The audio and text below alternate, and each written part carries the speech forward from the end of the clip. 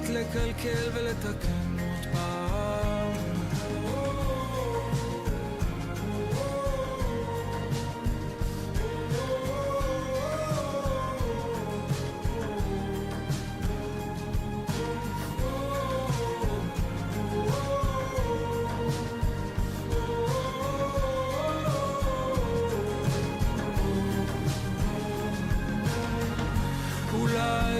יותר התחיל קצת למען, להתחיל להסתדר ולעשות קצת רעש, אולי מקום אחר, מקום יותר בוער, להתחיל קצת לקלקל ולתקן עוד פעם.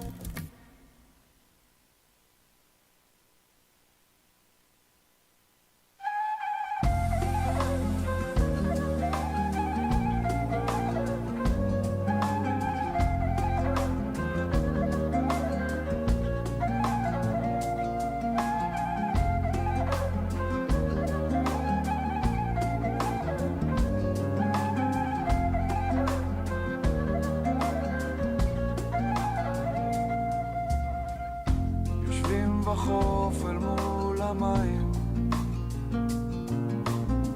מול קצף שנשכח בחול, והנחלים זורמים עדיין, לב שפועם זוכר הכל, מה שהיה בילדותנו,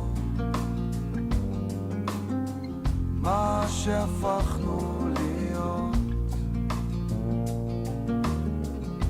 תקוות גדולות נשא הרוח, חזרה שלכת זיכרונות, בכל דבר אז בי נוגע כל נפלאות היום, אז בואי ועמדי לרגע, עכשיו קרוב, עכשיו קרוב, בכל דבר אז בי נוגע כל נפלאות היום, אז בואי ועמדי לרגע, עכשיו קרוב, עכשיו קרוב, כוכב נופל קרוב אלינו, ושוב אליו נושאים תפילות, אור שתקוות עוטף אותנו, זה לתמיד ולא יחלוף, בכל דבר אז בי נוגע כל נפלאות היום, אז בואי ועמדי לרגע, עכשיו קרוב, עכשיו קרוב, בכל דבר אז בי נוגע כל נפלאות היום, אז בואי ועמדי לרגע, עכשיו קרוב, עכשיו קרוב.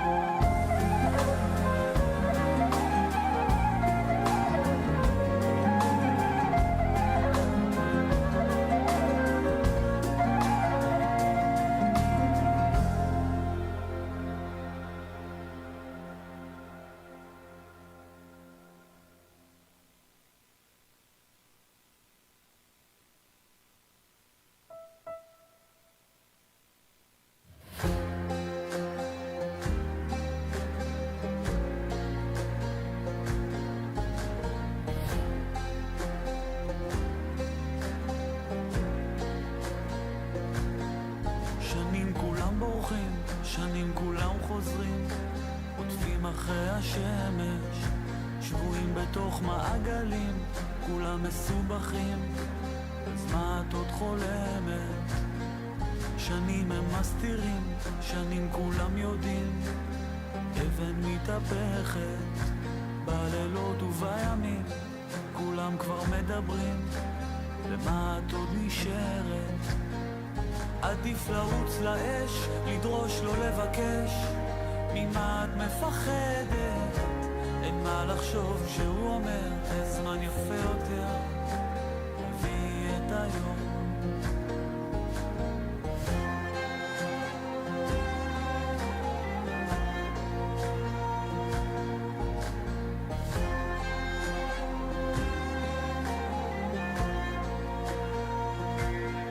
שנים הם שואלים, שנים לא מקשיבים, שורים הכל בבטן, זה מצטבר וזה גובר, וזה בסוף גומר, על מה את מדברת? עדיף לרוץ לאש, לדרוש לא לבקש, ממה את מפחדת? אין מה לחשוב שהוא אומר, הזמן יפה יותר, הביא את היום. יוצא שאת תמיד שותקת, אבל בפנים זה בוער ונשרף הכל. כל המילים שנעלמו, תמצאי אותן בחלומות של אחרים. יוצא שאת תמיד שותקת, אבל בפנים זה בוער ונשרף הכל. כל המילים שנעלמו, תמצאי אותן בחלומות של אחרים.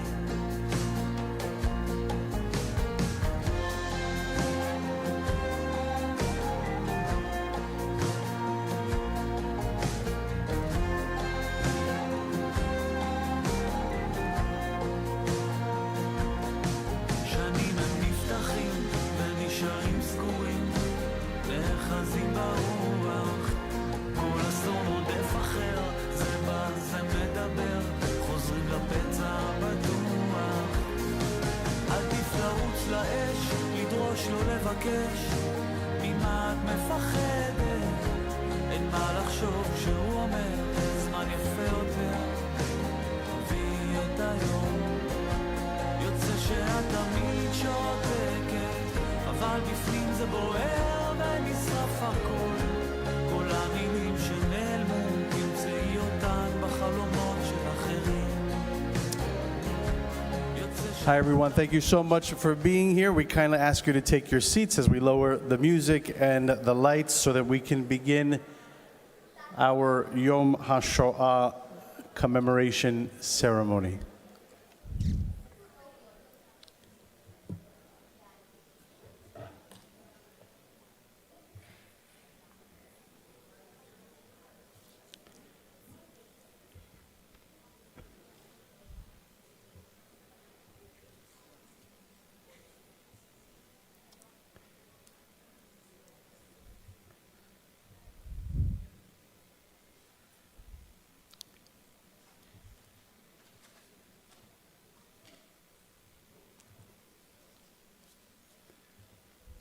Good evening, everyone. My name is Marcos. I'm the cantor of Beth Torah. It's a privilege to welcome you here tonight and to see all of you here. Thank you for being with Beth Torah Bnei Brak campus and Yad Vashem as we commemorate Yom HaShoah v'Hagvura, Holocaust Heroes Remembrance Day.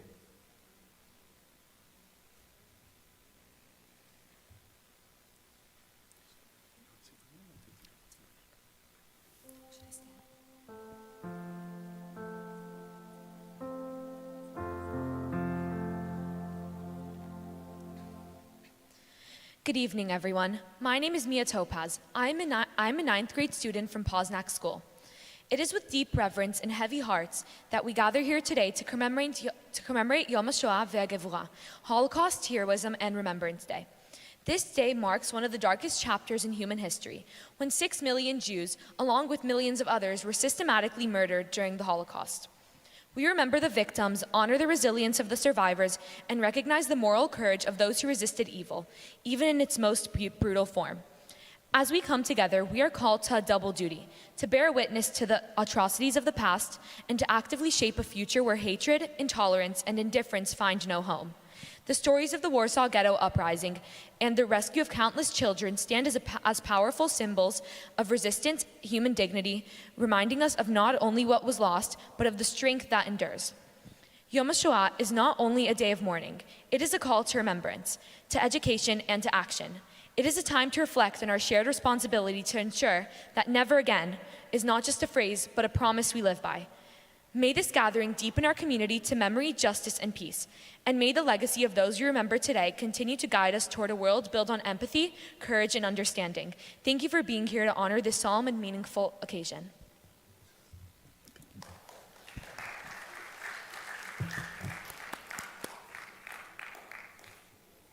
We're so grateful to have all of you here and want to acknowledge the Honorable Maor Elbaz Sterinsky, the Consul General of Israel in Miami, accompanied by Ayelet Black, the Deputy Consul General, Gabriel Paredes, the Director for Hispanic Affairs, the Honorable Christopher Berger, Consul General of Germany in Miami, Mrs. Jitka Putra, the Czech Connect from the Honorary Consulate of the Czech Republic in Miami, We're also pleased to have Mayor Daniela Levine Cava, Mayor of Miami-Dade County, Anthony Laster, Senior Advisor to Senator Ashley Moody, Michelle Johnson, Faith and Community Leadership Officer of Office of Mayor Levine Cava, Mr. Gabriel Groisman, former Mayor of Bal Harbor, accompanied by Councilman Alejandro Levy, Commissioners of the City of Aventura, Gustavo Blatchman, Rachel Friedland, Paul Cruz, Ms. Diana Rodriguez, Director of Outreach and Local Affairs of the Clerk of the Court of Controllers of Miami-Dade County, Major Rita Rodriguez, Commander of the Homeland Security Bureau of the Miami-Dade Sheriff's Office, and from Commissioner Mickey Steinberg's office, Alexis Mosley in the Community Outreach Department, and of course, our Senior Rabbi, Mario Roisman, and our Synagogue President, Michelle Sheck, and all of you who have dedicated the time to be here tonight. Tonight's event is called The Anguish of Liberation and Rebirth, marking 80 years since the defeat of Nazi Germany, in which we honor the memory of the victims of the Holocaust, Jews and non-Jews. We pay tribute to survivors and their descendants through our songs, through our words, and through community.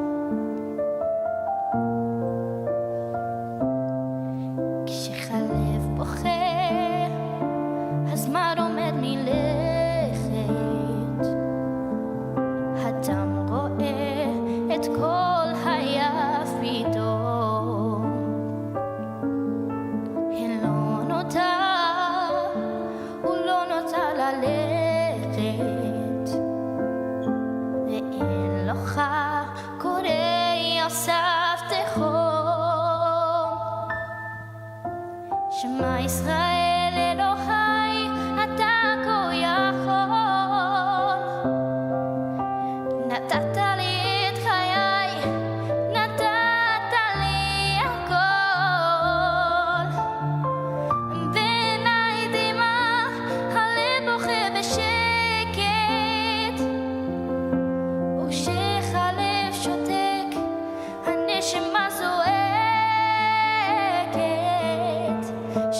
Israel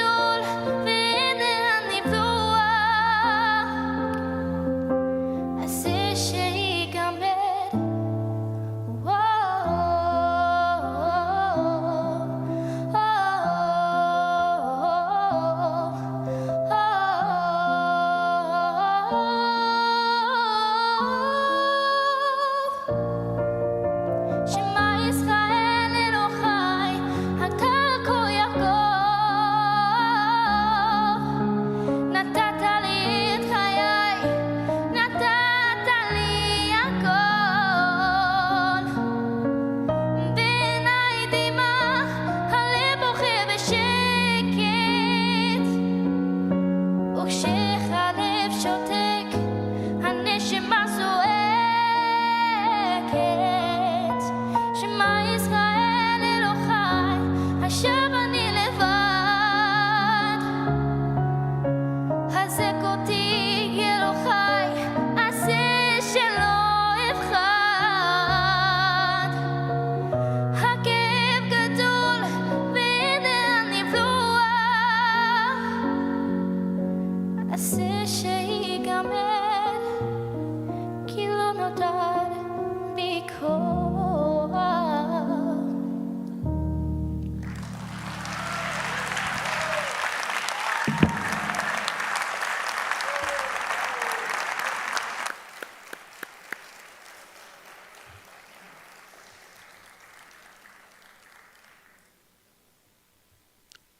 Thank you, Sammy. That's Sammy Schmerling, who's a 6th grade student at Pinecrest and also a member of our congregation. And your voice always manages to lift us, to transport us to a place of comfort. Please help me welcome our synagogue president, Michelle Sheck.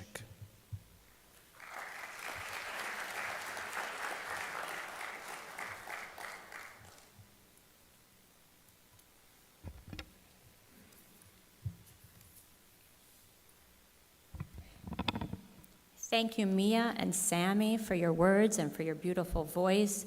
Thank you, Cantor, Rabbi, and all of our elected officials, and everyone who came out tonight to support our very special community. I am blessed, and it is a privilege to be the president of Beth Torah, and I am thrilled to be part of a community that comes together on days like today to support each other. 25 years ago, Stephen and I went on the March of the Living, and today my youngest son, Adam,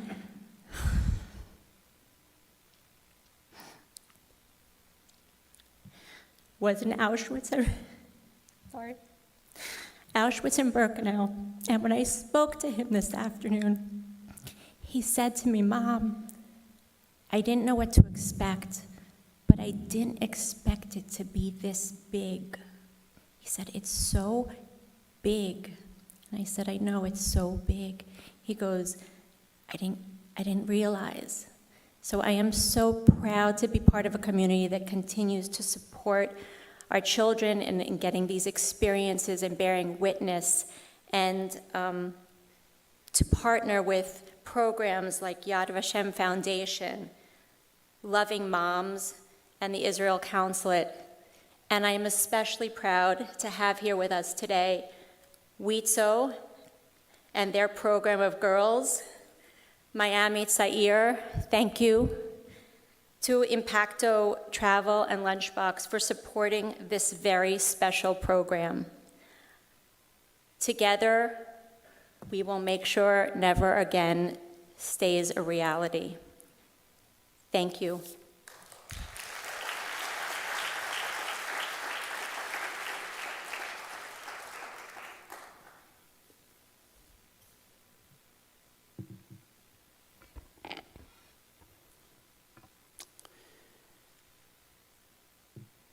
I'd like to invite the Honorable Mayoral Elbaz Sterinsky, Consul General of Israel, to share a few words.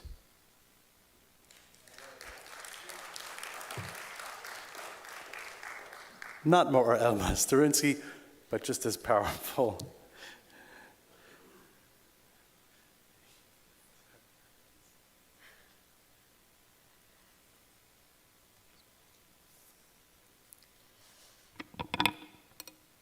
Survivors, distinguished guests, dear friends, it is a solemn honor to stand before you this evening, here in Miami, so far from the ashes of Europe, yet so deeply connected through memory, responsibility, and an unbreakable commitment to one another.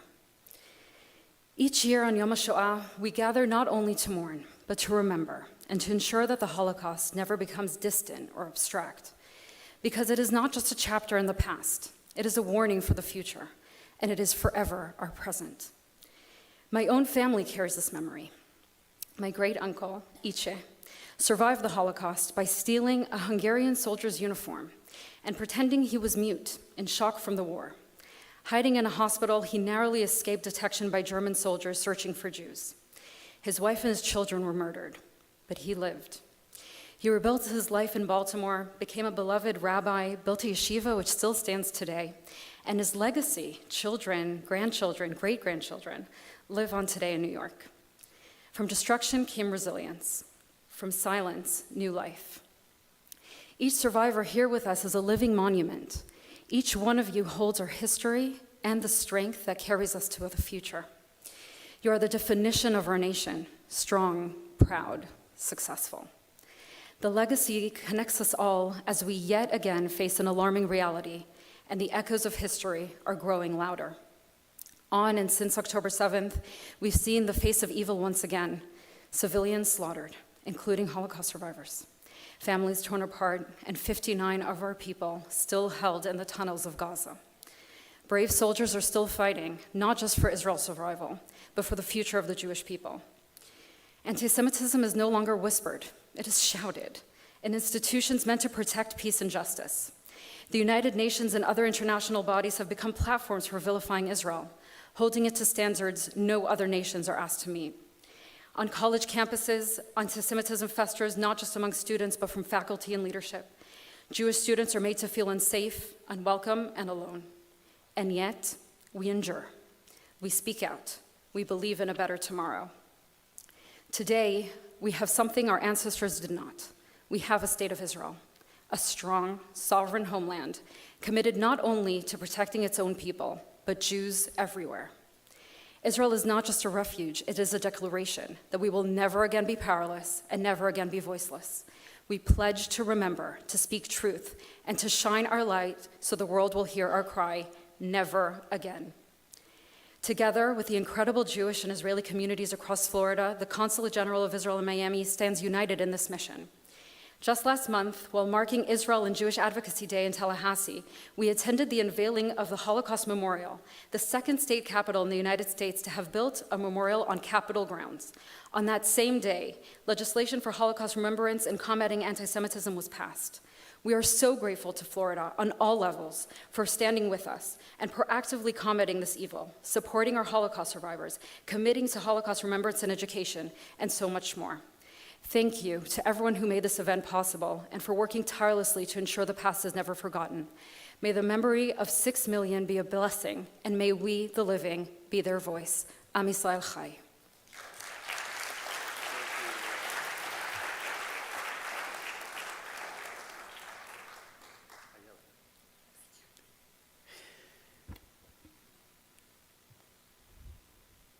Thank you, Ayelet Black, Vice Consul General of Israel to Miami, for reminding us that never again is indeed now.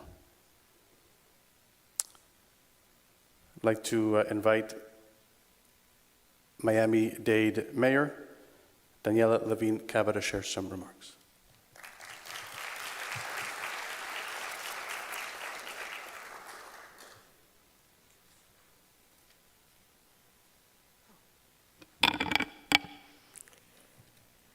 Good evening. I'm very honored and blessed to be here with you once again on this incredibly important day and night.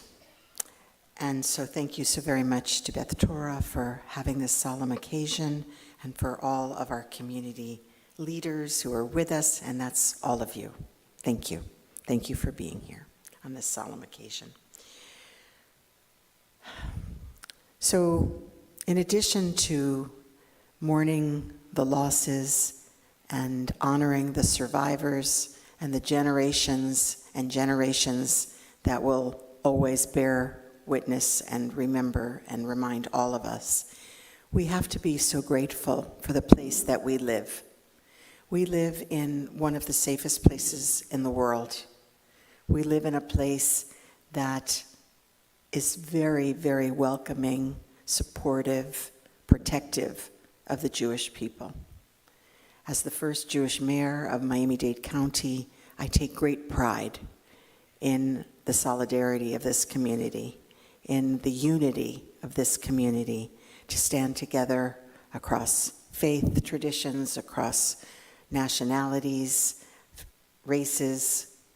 We enjoy extraordinary support. We are safe here in Miami-Dade County. We have representatives of our finest. Our deputy sheriffs are with us, and they're all around, and they're here to make sure that we're safe. But in actuality, we are one of the safest places on the planet.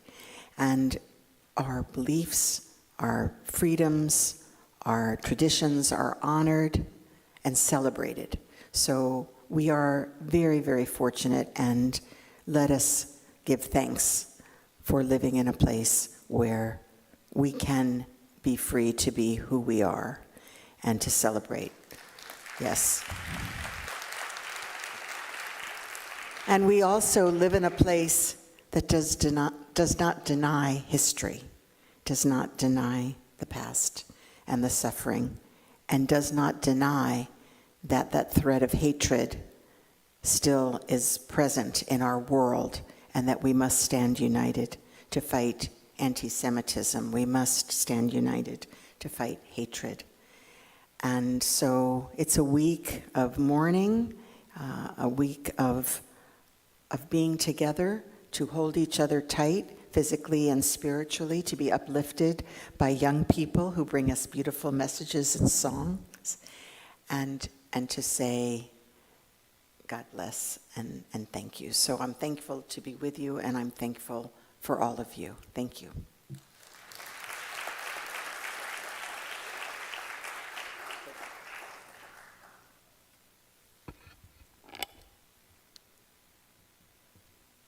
Thank you, Mayor. You know, when Sammy sang the word Shema Yisrael Elohai Achshav Ani Levad, hear, O Israel, I'm alone now. Mayor, you reminded us that indeed we are not alone. We have each other, and we also have our friends who fight alongside of us and for us. I'd like to invite Ray Anthony Laster, Senior Advisor to Senator Ashley Moody, to share a message.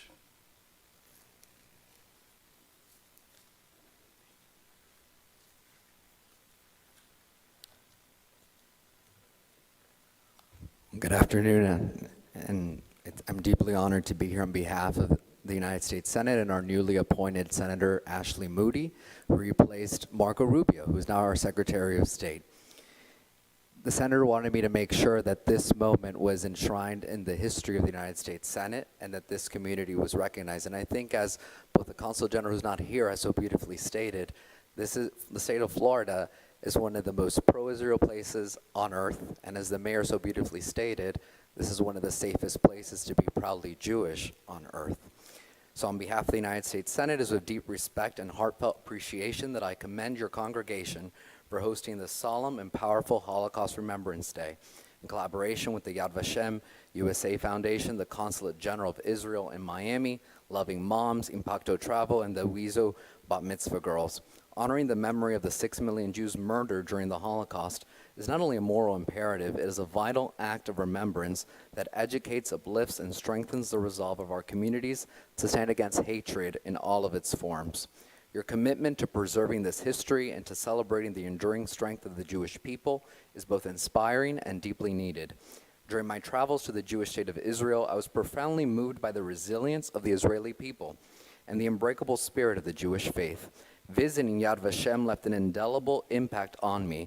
It was a sobering reminder of the horrors of the past, but also a powerful testament to the necessity of vigilance, education, and unity in the face of rising anti-Semitism around the world. Whether as Florida's Attorney General or now as our United States Senator, I've been proud to work closely with our universities and law enforcement to combat anti-Semitism on campus and beyond.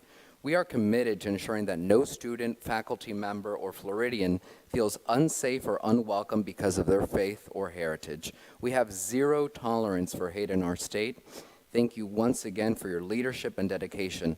Please extend my gratitude to the Consulate General of Israel for their partnership and to your congregation for being a beacon of courage and true example to follow.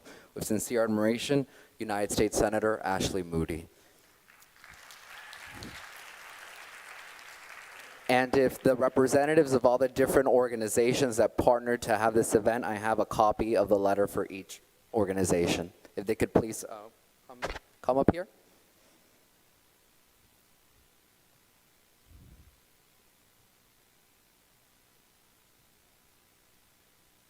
And also thanks to Mayor Levine Cava, Mayor Groisman, Commissioner Paul Kruss, who I also see here as well.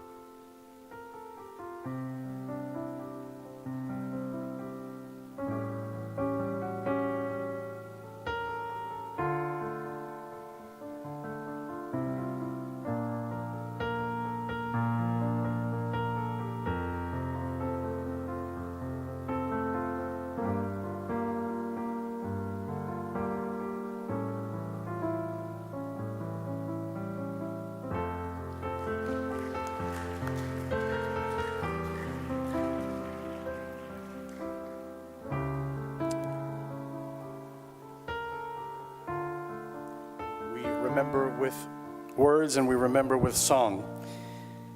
Noah Denai is an Israeli-American singer and vocal producer, recently featured on Israel's The Rising Star. She has performed with Grammy-winning artists and works closely with emerging artists through her studio, Ari Studios. Tonight, she honors this moment with a heartfelt rendition of Shir LaMa'alot.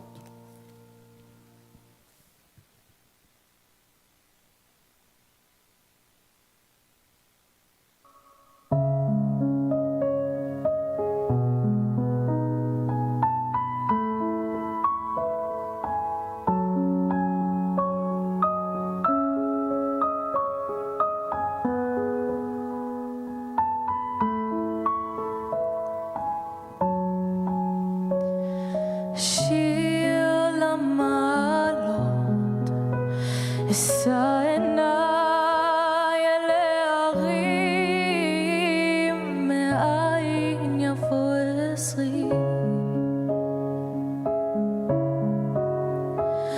עזרי מעם אשר עושה שמיים בארץ, אל ייתן למות רגליך, אל ינום שומרך, הנה לא ינום ולא יישן שומר ישראל,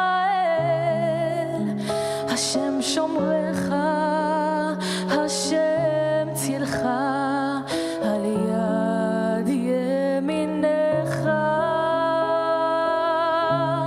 יומם השמש לא יככה, וירח בלילה, השם ישמורך מכל רע, ישמור את נפשך, השם ישמור את צאתך ובואך, מעתה ועד עולם,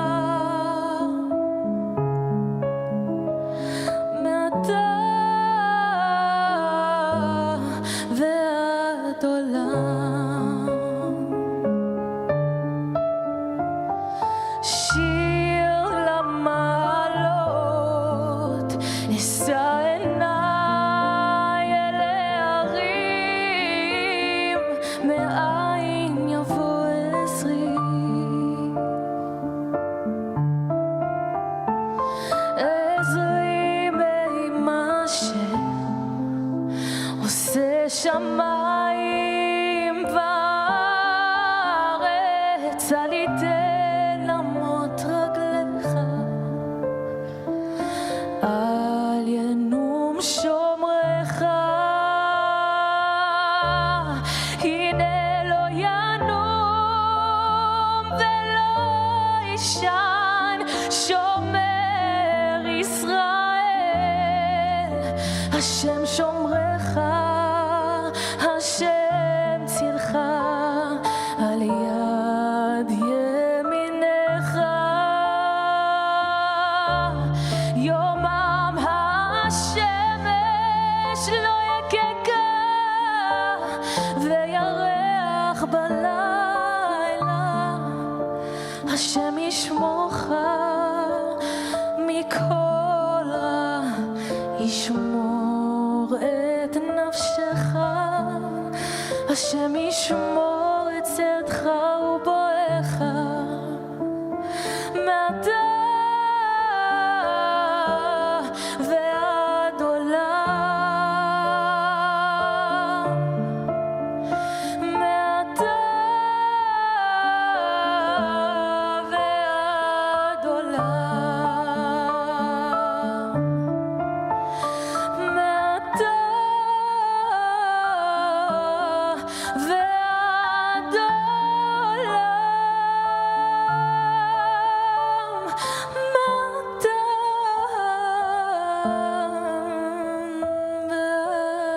עולם.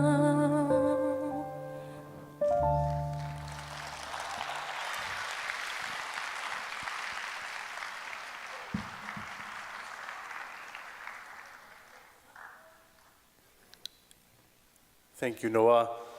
Noah sang the words from Psalm 121. Shir la'ma'alot esa einai el hararim. I turn my head to the mountaintops. From where will I get my strength? Our strength comes from our Creator, the Maker of heaven and earth, the Spirit of the universe. But more importantly, our strength comes from each other when we sit together and remember.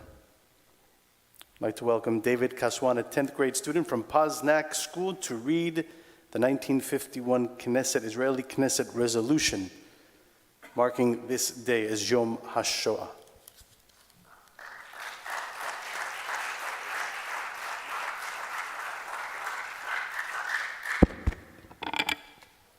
Good evening. On April 12, 1951, the Knesset passed a resolution establishing the 27th day of Nisan as Yom HaShoah v'Hagvura, Holocaust and Heroism Remembrance Day. The date, proposed by member of Knesset, Rabbi Mordechai Nurok, a Holocaust survivor and chair of the committee, was selected as a compromise. It is close to the date of the Warsaw Ghetto Uprising, which began on the 14th of Nisan, a time that could not be used for commemoration as it falls during Passover. This solemn day was created to honor the memory of the 6 million Jews murdered during the Holocaust and to pay tribute for the extraordinary acts of resistance and courage shown in the face of Nazi terror. The emphasis on the ghetto uprising reflects a broader tension in Israel's early years, a reluctance to fully confront the Holocaust trauma. In a society built on renewal and resilience, many preferred to focus on those who fought back. As a result, the day was originally referred to as Yom HaZikaron LaShoah ve'Mered HaGetaot, Holocaust and Ghetto Revolt Memorial Day. Although the resolution was passed in 1951, no formal mandate for its observance existed at first. In 1953, the Knesset established Yad Vashem as the official Holocaust Remembrance Authority, tasked with preserving the memory of both the victims and the heroes. It was not until April 1955 that the Knesset passed a law creating Yom HaShoah, and not until 1959 that the day was formally observed as a national day of remembrance. As we gather here today, leaders, dignitaries, and citizens from across the globe, we do so not only to remember, but to reaffirm a sacred responsibility.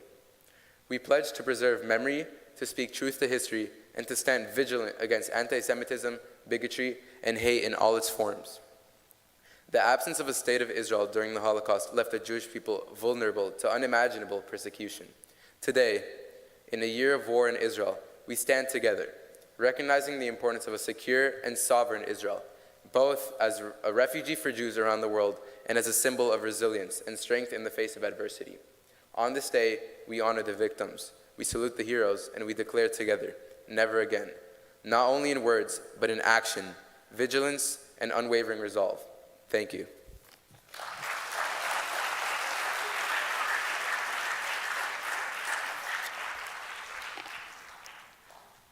Thank you, David. Please welcome Chloe Stern, a 7th grade student from NSU University School, who will share the reading entitled From Yom HaShoah to October 7th, a legacy of strength. And Chloe is also part of our community here at Beth Torah Beni Rock campus.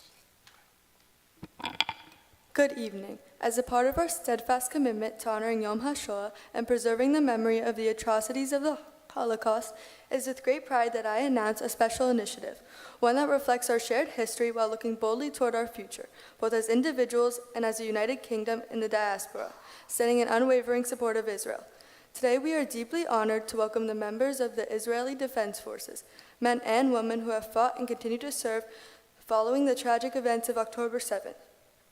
Their presence here is not only a privilege, but a powerful reminder of the courage, resilience, and sacrifice that continues to define the spirit of the Jewish people.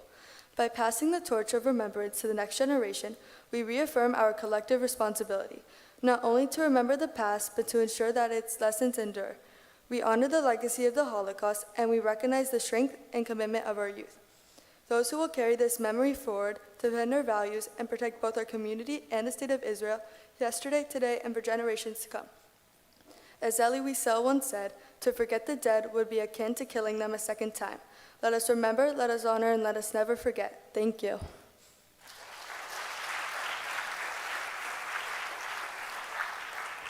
Thank you, Chloe. I want to call up Ilan Leff, a 10th grade student from Poznan, to read an excerpt from the Warsaw Ghetto Uprising.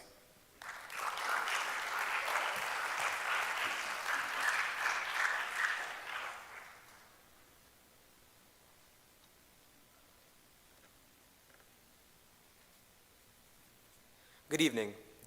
In November of 1940, the Nazis forced over 460,000 Jews into the Warsaw Ghetto, a cramped and hopeless place where hunger, disease, and violence were relentless. Yet, amid the unimaginable suffering, the spirit of the Jewish people refused to be crushed. Despite the darkness that surrounded them, they held tight to their identity, their culture, their faith, and their history. By July 22nd, 1942, the Nazis escalated their brutality with Operation Großaktion-Warschau, a campaign of mass deportations aimed at wiping out the Jewish community. But even in the face of such overwhelming terror, the people of the ghetto refused to submit. They chose, instead, to rise. In April 1943, a group of young Zionist Jews, led by Mordechai Anielewicz, formed the Jewish Combatant Organization, ZOB, and ignited a courageous uprising against the Nazi oppressors.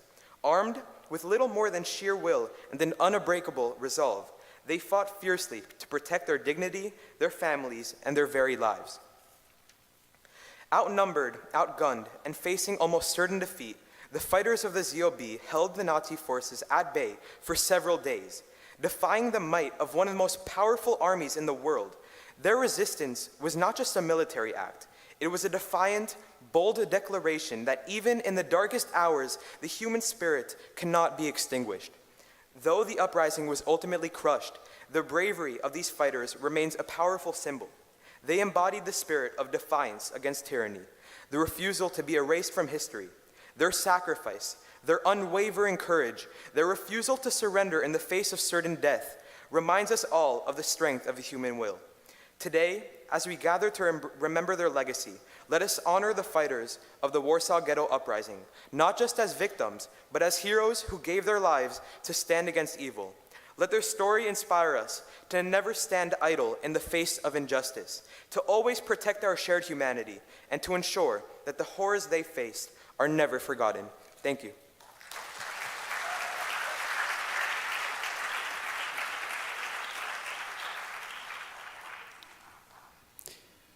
I want to welcome to the Bima, to the stage, Sofia Malitsky, a 9th grader from Don Sofer High School in Aventura, to read the legacy of Irina Sendler.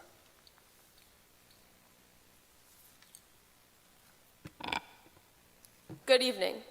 Can you imagine the courage it takes to save even one child from unimaginable suffering and certain death?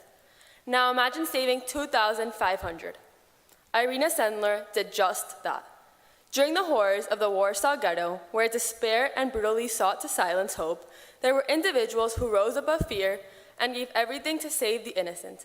Among the most moving and courageous acts was the effort to rescue the children trapped within the ghetto.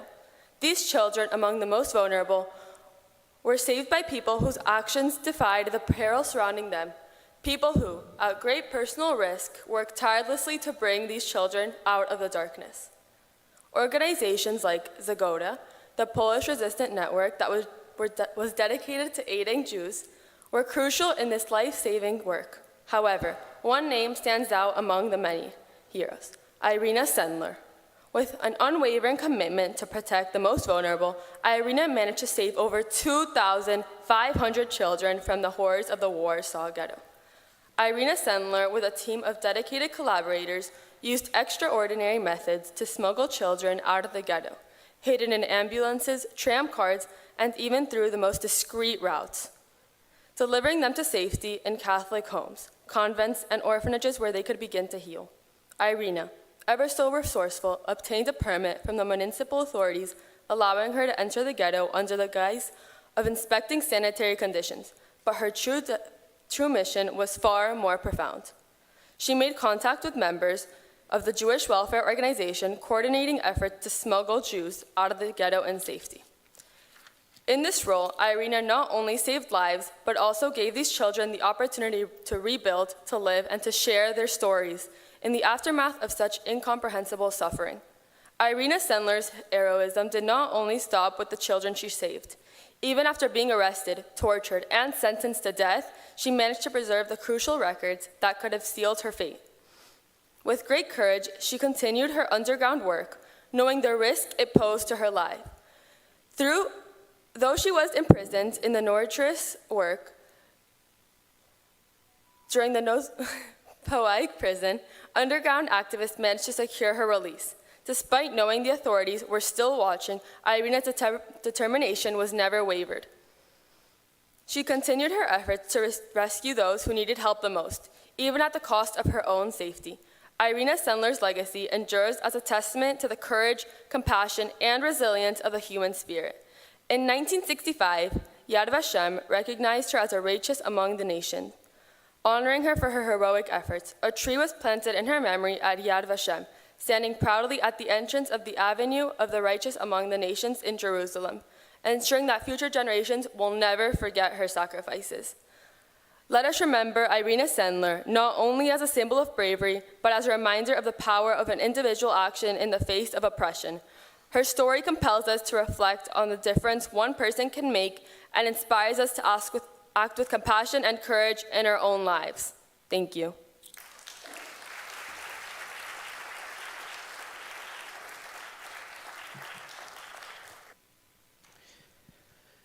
This may be a bit unconventional, but I'd like to ask you to do one thing.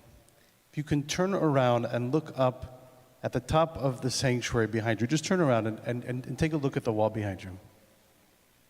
What are the words that you see? You can say it out loud. Remember. That testament and testimony to the Holocaust is what Annie Roisman, our cantorial soloist, and I, together with the rabbi, look up and see when we stand on this bima and lead services every Friday night, our Shabbat services. And when we look at that, we draw strength from that. It's a commandment to remember the horrors, but even more importantly, to remember the hope. We remember the hope through the stories of the Irina Sendlers of the world. We remember the hope of Chana Senesh, the 23-year-old who, as a partisan fighter, parachuted into Hungary and at 23 years old was murdered by her Nazi captors.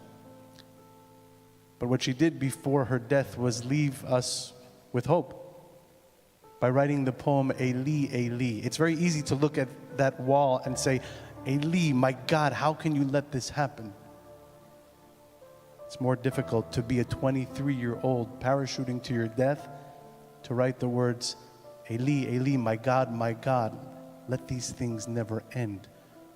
Even though I may not be here, let these things never end so that others can witness the miracles of the world and the blessings that we enjoy. I'm going to ask Annie Roisman to sing Eli, Eli.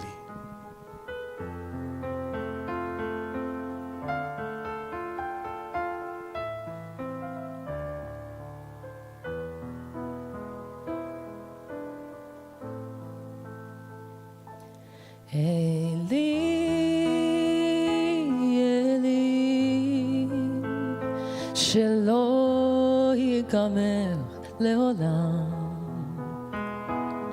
החול והים, רשרוש של המים, ורק השמיים, תפילת הדם, החול והים, ריחוש של המים, ברק השמיים, תפילת האדם. My God, my God, I pray that these things never end. The sand and the sea, the rush of the waters, the crash of the heavens, the prayer of man, the sand and the sea, the rush of the waters, the crash of the heavens, the prayer of man.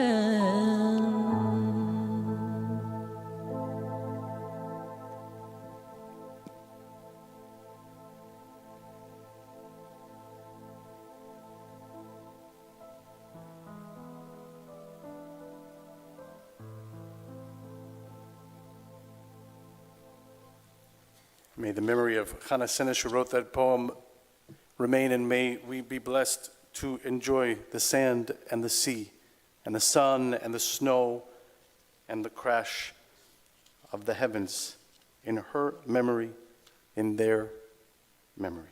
I want to welcome former mayor of the city of Bal Harbour, Gabriel Groisman. We are deeply grateful for your unwavering commitment and dedication to our community.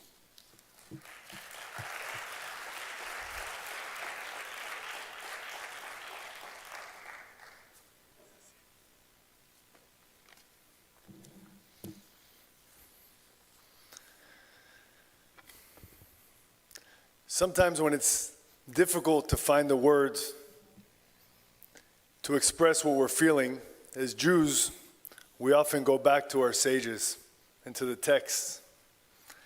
So I did that today, and I found something that I thought was reflective of what we're trying to do here tonight. These are the words of Rabbi Kook, the founding father of religious Zionism.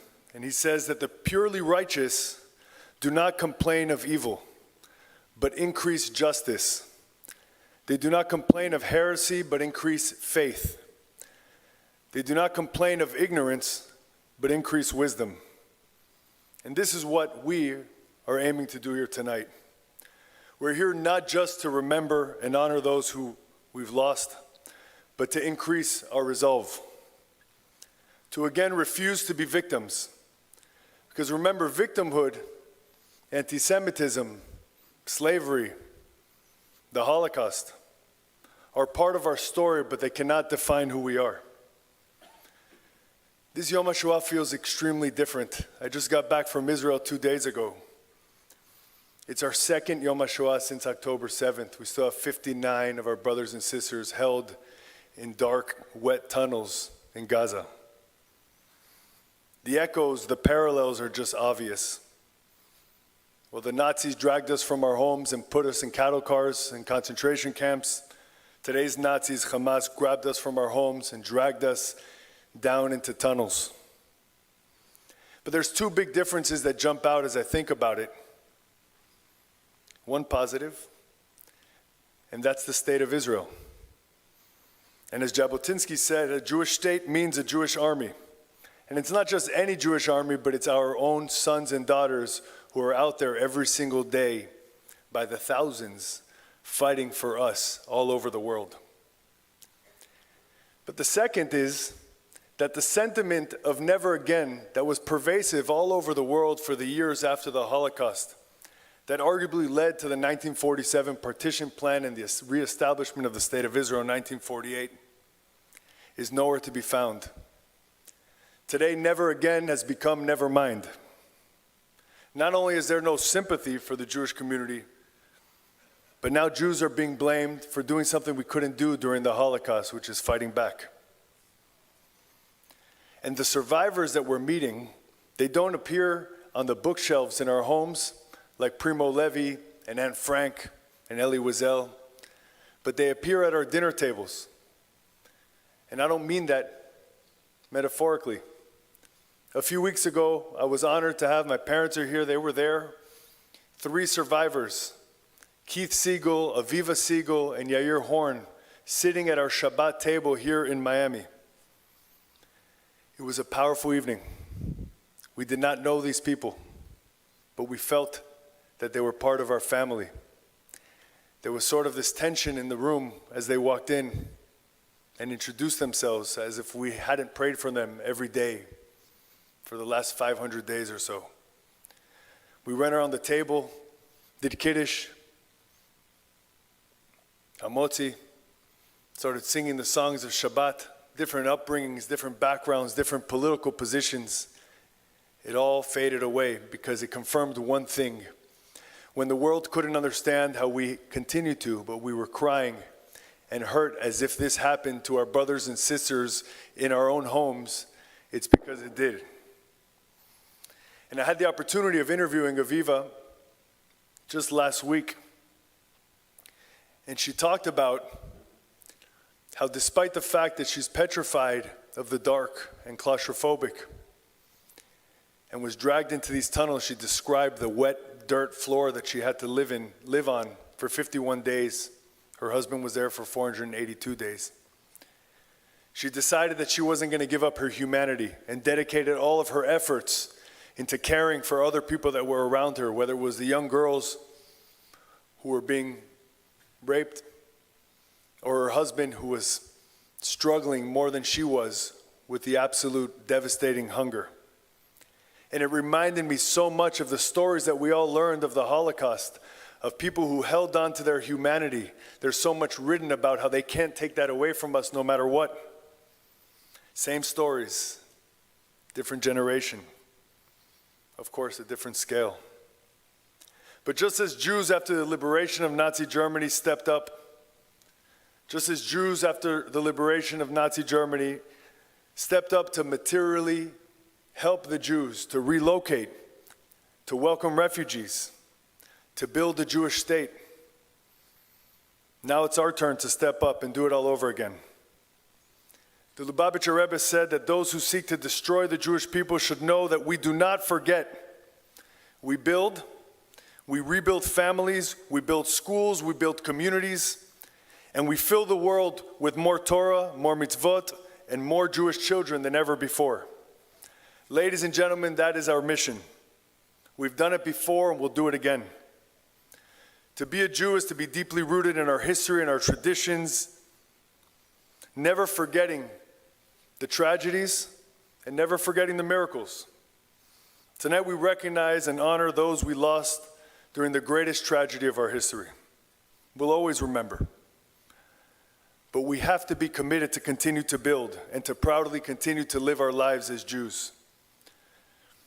Rabbi Jonathan Sachs said to be a Jew is to be an agent of hope in a world full of despair. And he's right, but he didn't live to see the explosion of anti-Semitism that we're seeing today, or October 7th. But his words do direct us, or they should, as we're looking at ourselves.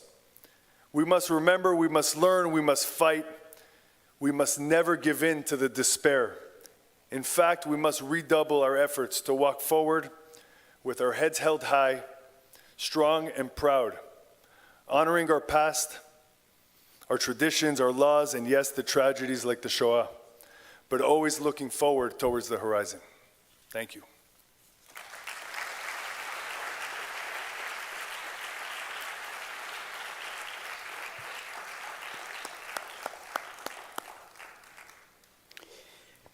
Mayor Groisman spoke about us, and he said of the returned hostages, we didn't know them, but we felt like family. And it's precisely because of that feeling of us that we can hold sacred gatherings like this. And the us that brought us together tonight is Judith Osters-Muller, who's the chair of the South Florida Committee of Yad Vashem USA Foundation and a member of our synagogue, Beth Torah Beni Ra campus. And when Judith and her family came and said, can we do this program here? Can was never really the question. Of course we will. And we thank you for bringing us together.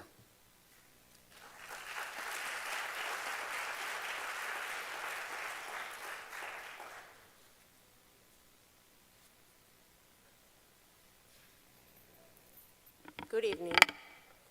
On behalf of the South Florida Committee of Yad Vashem USA Foundation, along with all of our partners and allies, I want to express our deep gratitude to Beth Torah for allowing us to take part of this meaningful Yom HaShoah commemoration.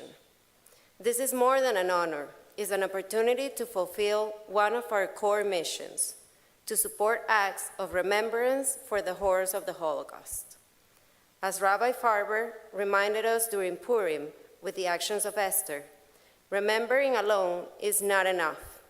To truly honor the memory of those who suffer, we must act, we must educate, bear witness, and preserve their legacy to the future of generations, understand the depth, the impact of what occurred. Remember must inspire action, because hatred, intolerance, and indifference are what allowed the Holocaust to happen. We cannot change history, but we're responsible for how we carry it forward. Our actions must uphold the values of justice, respect, and humanity. During one of the darkest times in our history, resistant fighter and poet Abba Kovner rose to defy a narrative of helplessness. In 1942, from within the Vilna ghetto in Lithuania, he issued a call with these now famous words: "Let us not go like sheep to the slaughter."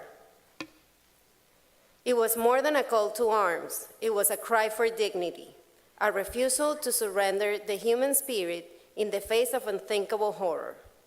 Did the Jews go like sheep to the slaughter? This question, often answered with confusion or even judgment, reveals a deep misunderstanding of the horrors Jews faced during the Holocaust. Resistance took many forms. Sometimes it was armed revolt. Other times it was a prayer whispered with secret, a child taught to sing while in hiding, a mother wrapping her arms around her child on their way to the gas chambers. That too was resistance. Kovner's words were not only a call to fight, they were a call to affirm that even in the face of annihilation, dignity, courage, and humanity could endure. That spirit, the fight, preservation of human worth, must live on in us today. On this Yom HaShoah, let us recommit to memory, to education, and to meaningful action. Let us honor the victims not only with silence or sorrow, but by shaping a world where such atrocities are never repeated. As I have said before, the most appealing aspect of evil is not the action of the wicked, but the silence of the good. May our leadership be guided by the heart. May our actions inspire a future where good people do not lead only with words, but with unwavering moral clarity. May we all strive to lead like Nachshon, as Rabbi Roihman reminded us, not waiting for certainty, but stepping forward guided by conscience, even when the waters are deep. Yom HaShoah is not just remembering what happened in the past. It's also a call to recognize the signs of hatred today.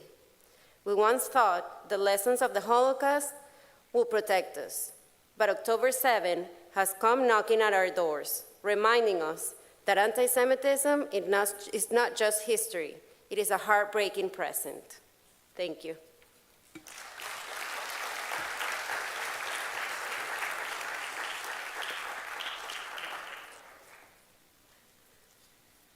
Thank you, Judy.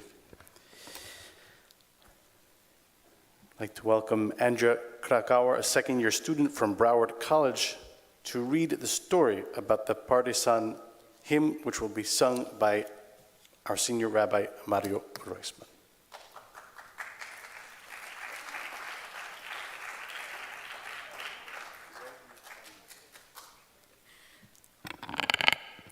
Good evening. The anthem song Nicht kein Mol, Never Say, was written in 1943 by Hirsch Glick, a young Jewish poet in the Vilna ghetto. Though composed in Vilna, not Warsaw, the song quickly became the rallying cry of Jewish partisans across Europe, including those who fought heroically in the Warsaw ghetto of Partisan.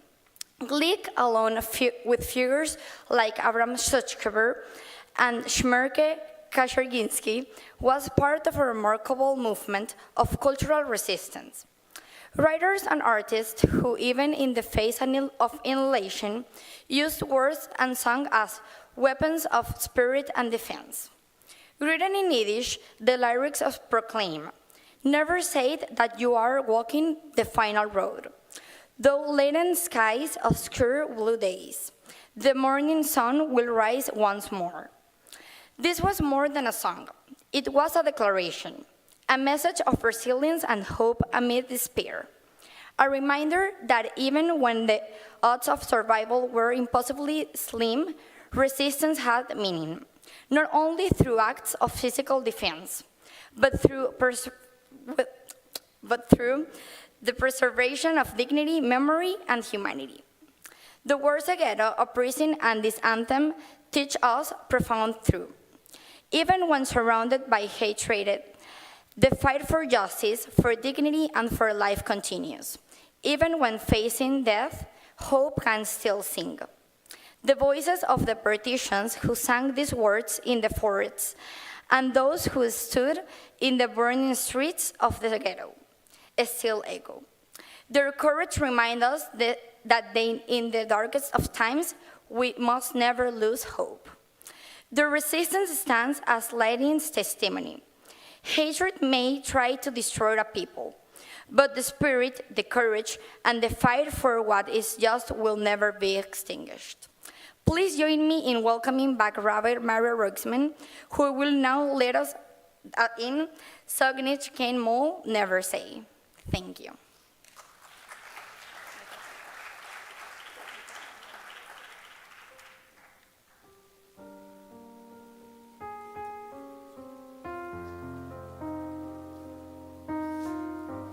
And with your permission, in honor of my grandmother, Beile Gittel Roisman, one of the 6 million. Please rise if you're able to.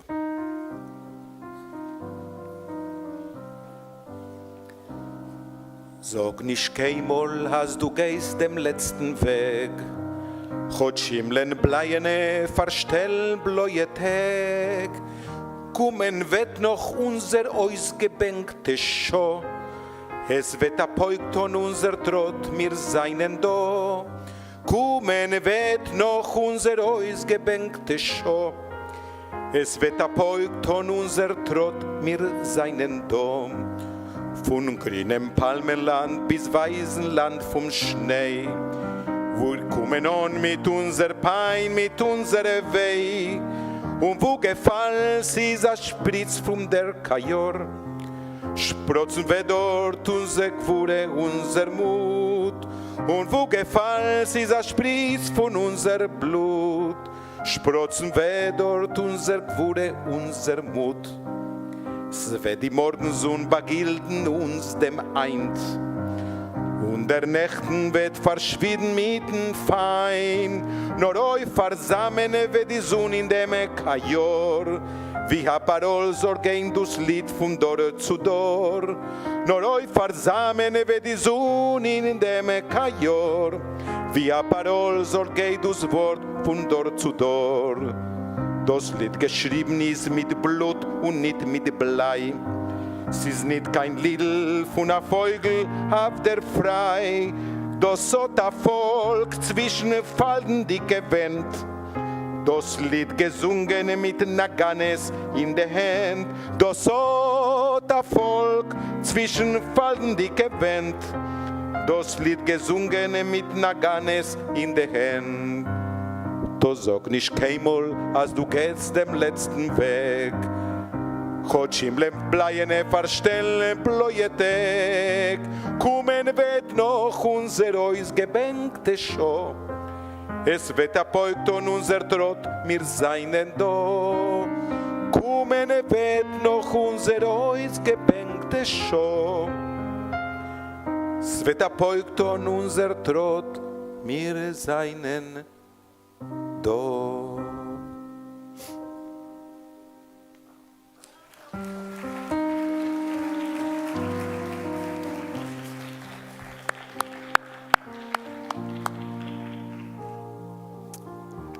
We may be seated. By the way, for our non-Jewish friends, the "we may be seated," that's usually done by the rabbi. This is a role reversal that you'd never see in any synagogue in the world.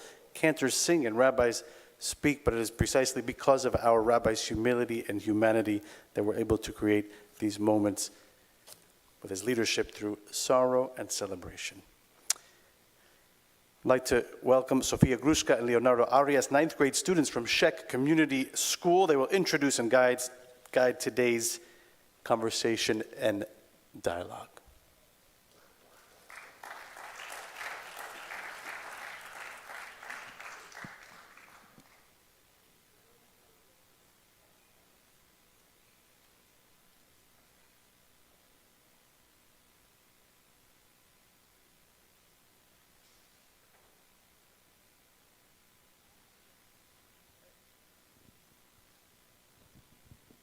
Good evening.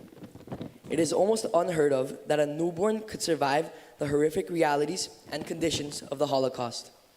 This was the case of Mr. Robi Croitorescu, nothing short of a miracle. Romania and Romanian-controlled territories of the Soviet Union between 1940 and 1944, though not often highlighted in broader discussions of the Holocaust, was one of the most significant perpetrators of Jewish atrocities. The Transnistria administration existed between 1941 and 1944. During this period, Romanian authorities and local auxiliaries murdered an estimated 280,000 to 380,000 Jews. Approximately 132,000 Jews from the Hungarian-controlled region of northern Transylvania. In northern Transylvania, in Romania, were murdered during the Holocaust, victims of the brutal collaboration between the Nazi regime and the Hungarian authorities. Romania utilized a network of about 150 improvised ghettos and camps. There, Jews were subjected to unspeakable conditions, overwork, malnutrition, and rampant disease. These were not death camps in the traditional sense, but the effects were just as devastating, leading to the deaths of thousands. It was in one of these ghettos, Ovodovka, in 1944, that Mr. Robi Croitorescu was born. His survival amidst such horror is a testament to the resilience of the human spirit. Many perished in Transnistria, but Mr. Croitorescu, against all odds, survived and returned to safety in August of 1945. We are truly honored to have Robi here with us today. His courage, resilience, and ability to share a story inspires us all. To hear firsthand from him and learn from his invaluable experiences, he graciously agreed to answer our inquiries together with Esther Sterenthal, who leads the March of the Living.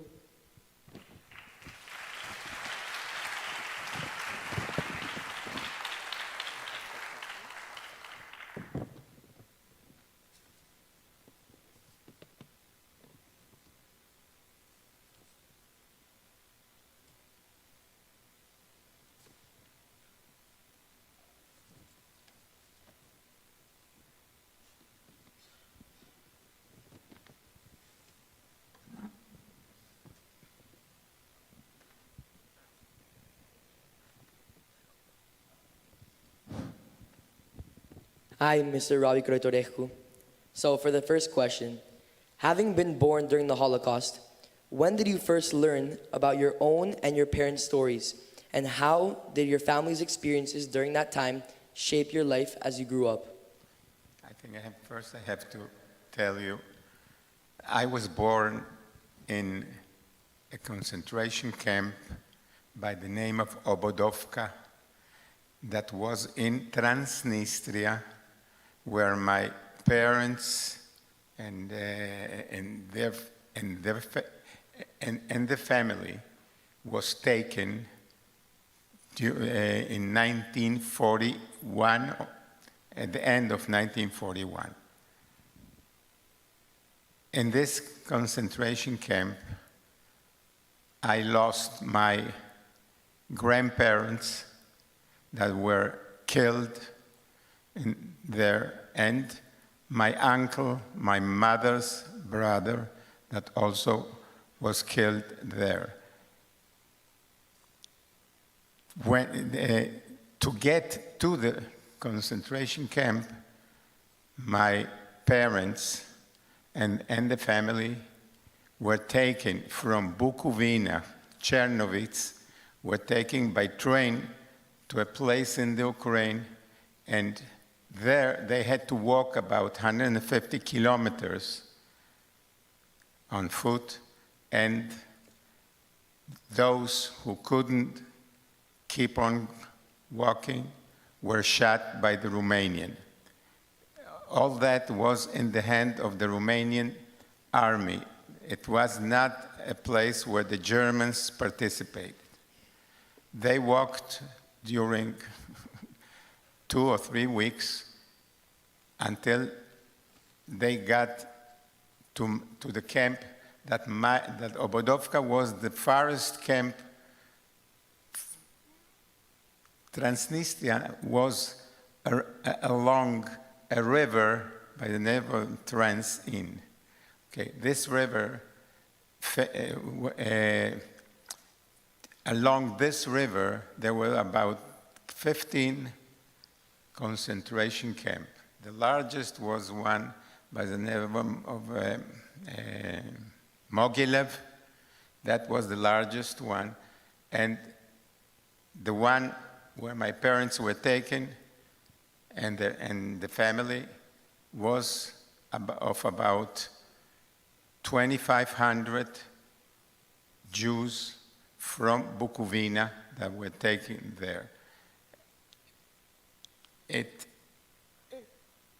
I was born in 1943 September, and I survived only because when I was 4 or 5 months old, the Soviet army liberated the camp. If not, no kid survived there, because even if it was not a killing or an extermination camp, people died of typhus, people died of hunger, people died by the Romanian. If a Romanian soldier didn't like you, he could shoot you. But it was not a camp like the ones in Auschwitz. But this is where my parents were taken. How that shaped my life. I was born there. I didn't, until I was 3 or 4 years old, or already getting to Israel in 1948 is when I start understanding what happened there. And I hope that never happens again, but we have to be very, very careful, because things that are happening right now in the world with anti-Semitism,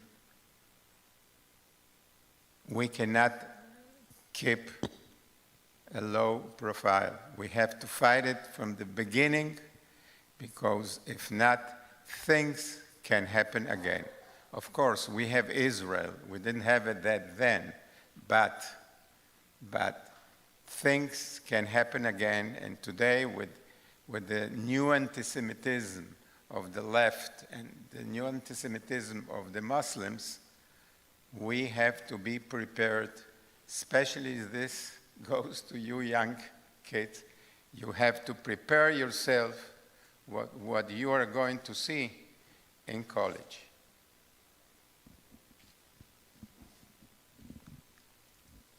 Okay, so the second question.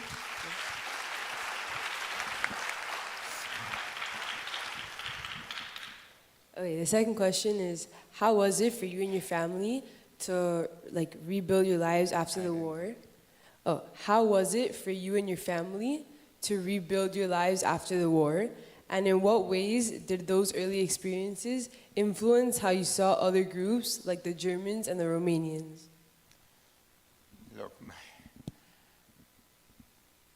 my father's family and my mother's, after the war, all moved closer to the Austrian border in what was Transylvania, where they could get after they were liberated from Obodovka, and they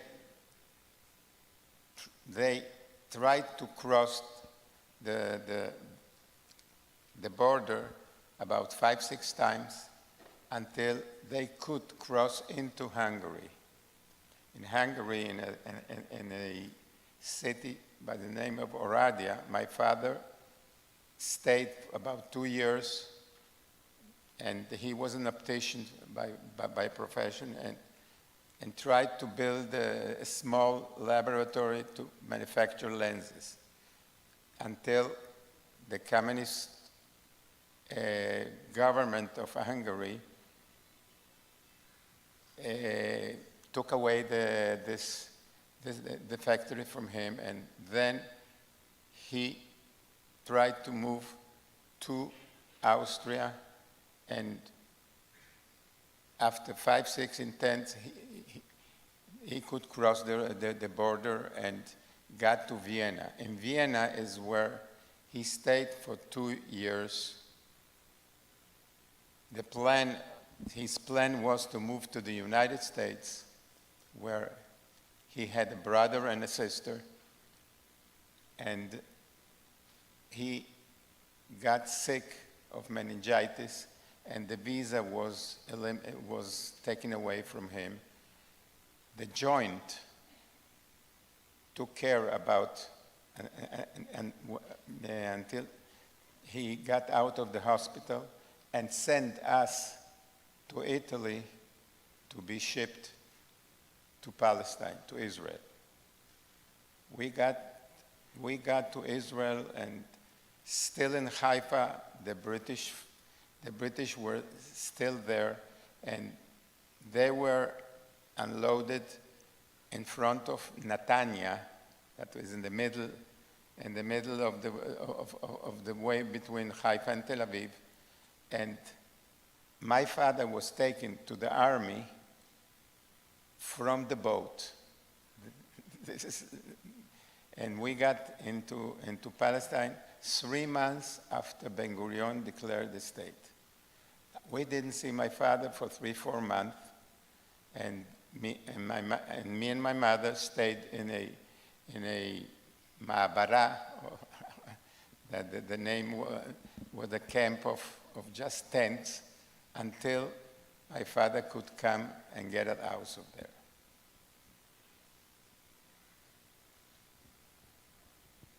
How do the events of October 7th affect you as a Holocaust survivor?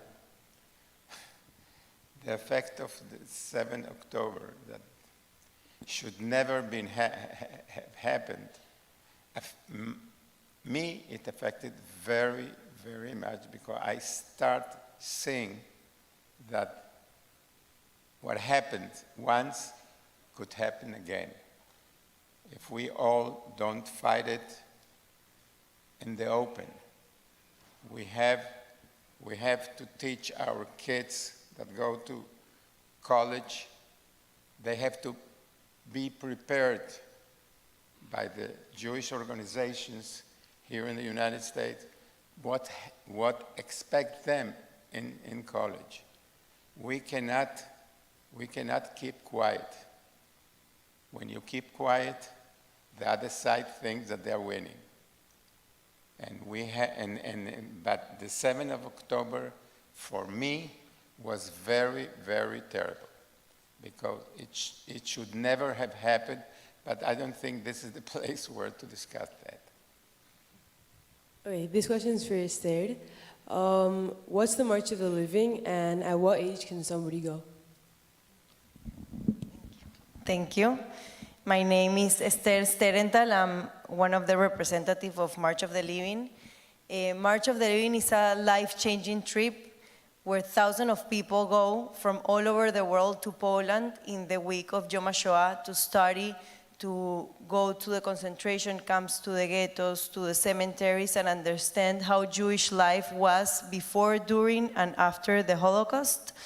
And one of the most special things about the March of the Living is that many Holocaust survivors accompany delegations, and they talk about their stories in the real place where it happened. And the most powerful moment is the march itself, where almost 10,000 people from around the world walk from Auschwitz to Birkenau, singing the Atikva with the Israeli flag on their shoulders and representing and saying we're still here. I believe you can go from 12th grade. There are many organizations here in Miami that offer from 12th grade, SAGE, the Jewish schools, the federations, myself, with Impacto. We represent the Spanish speakers in Miami, so if you would like to go to March of the Living, but guided all in Spanish, you reach out, but it's a very, very meaningful trip. About the March of the Living. I did the March of the Living in 2005, where a big delegation from Venezuela, we went to this March of the Living in Auschwitz. I took my kids, my 2 girls and my son, I took them because they had to see what happened. And I think that it was very, very impressive for me even. We went there with one of the survivors of Auschwitz from Venezuela, and through the Spira, and she took us to the barracks in Auschwitz where she stayed and showed us even the bed where she was sleeping. For me, it was very, very impressive. And at this March of the Living, we had a lot of army officers from Israel that assisted, and Rabbi Lau, that was then the main rabbi of Israel, gave a speech that we all were very, very impressed. Auschwitz, when we got we got with the train to the station in Auschwitz, when I went out, I saw, unfortunately, but I saw the hate of some Polish people that stand there and looked at us that they couldn't hide. And we have to be prepared, especially after October 7th, that that things that happened will never happen again. We have to be prepared, and we have to prepare you, the young people, when they go to college. They don't have to be quiet. They have to stand up and say what they have to say, because you are the one who can stop things that can come again.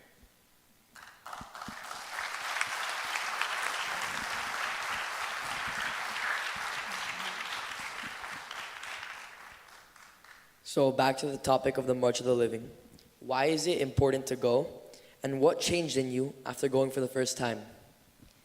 I went for the first time when I was in 11th grade. I lived in Venezuela. I'm a granddaughter of a Holocaust survivor, Abraham Spiegel, and I was very, very close to him.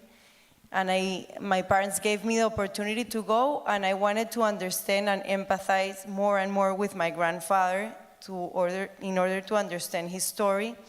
So for me, what changed is that before going to March of the Living, I think we all learned at school about the Holocaust with big numbers and big concepts. And then when I got there, it happened that the madrija, the guide that was assigned to my group, changed my perspective of the Shoah.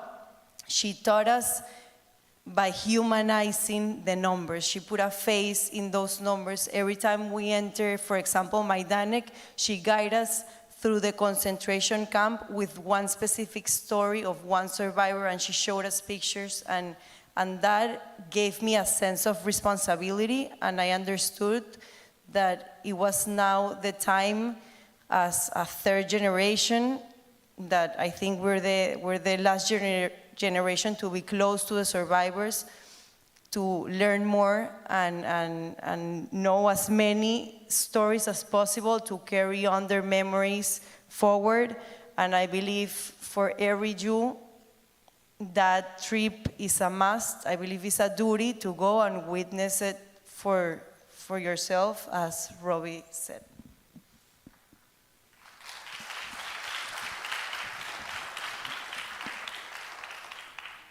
Okay, so have you ever been back to Transnistria or your hometown, and how did that visit affect you? I didn't hear you.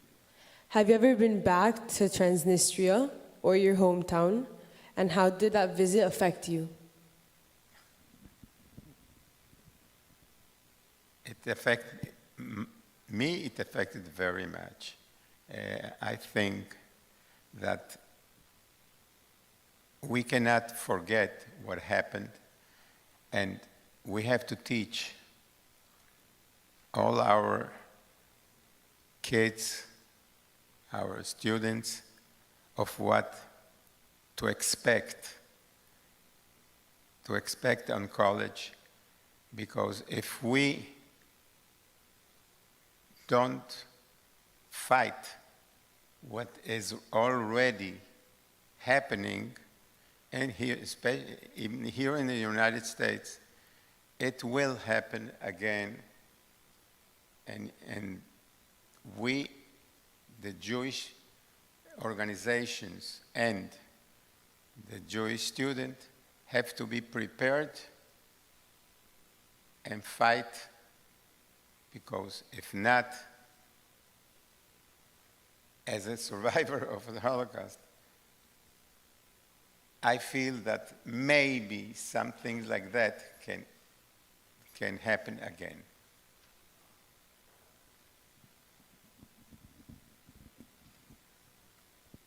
This question is for Esther.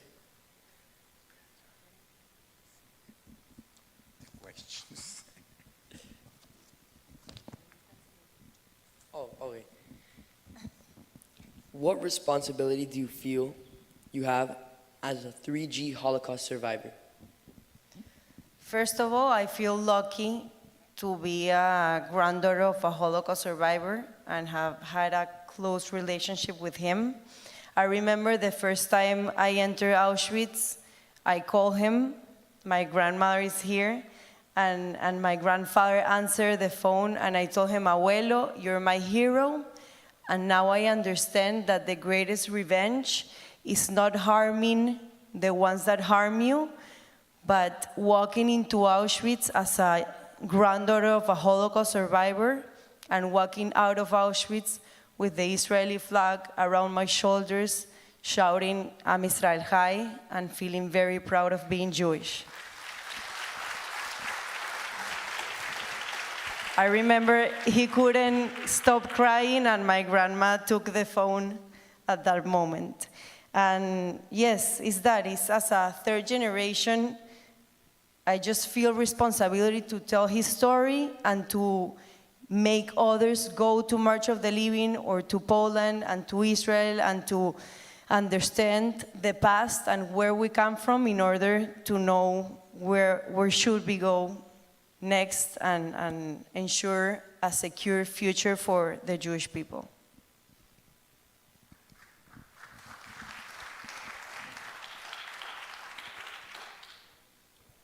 So I know Mr. Roy Kroitoreju has talked a lot about the college campuses and what's going on now, but Esther, how can we prepare to respond better to anti-Semitism in college campuses and in the world after October 7th? Okay, so for me, the greatest weapon we have in the diaspora is education. Our brothers and sisters in Israel, they're in the front line. They're fighting for our Jewish country. So thanks God we live here, we live in the US, and we are very privileged and very blessed, but we cannot sit back. I believe we are Israel's PR, we are the voice of the Jewish people around the world. I remember now, after October 7, I went many times to Israel, and when I was with a soldier in Tel HaShomer in the hospital, visit them and hearing their story, I was crying and I told him, I feel useless. You know, you're fighting for your life, you lose your food, and we're there.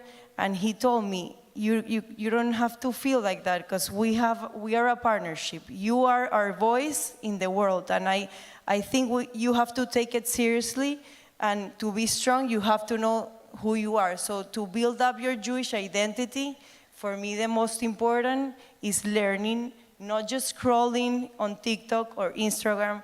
You need to read books, you need to show up to events like this.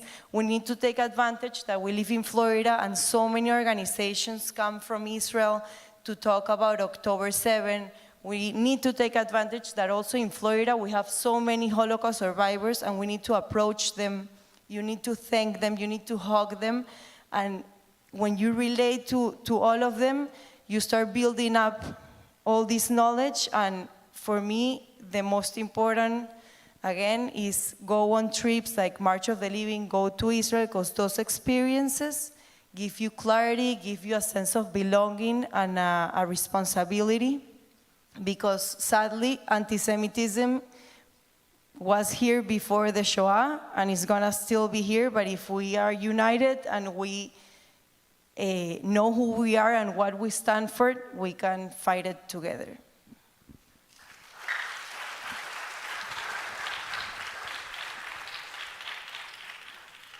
Okay, so what message would you give to us, the younger generations, about the importance of remembering and studying Holocaust, acting and advocating for one another, and leaders of Jewish institutions and organizations? Get prepared, be prepared, study what happened, and take your conclusion. And don't be afraid to defend Judaism, to defend the Jewish people, and defend yourself. If what happened in New York and Columbia University should never have happened. I was very, very touched by what happened there.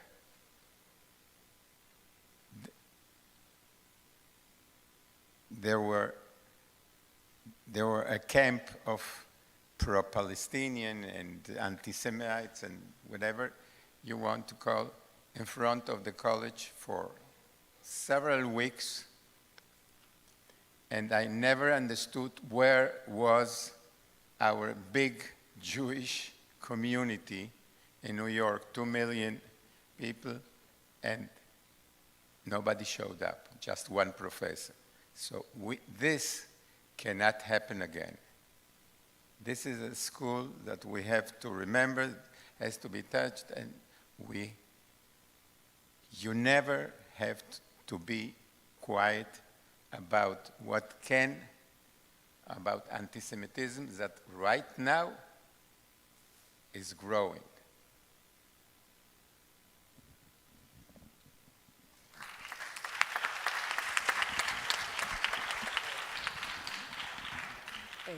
Thank you, Mr. Robert Gregoriescu and Esther Sterenthal, for sharing your powerful story and insight with us today. Your courage inspires us to remember and learn from the past. We are grateful for your words and for everyone here who is committed to keeping the memory alive. Thank you.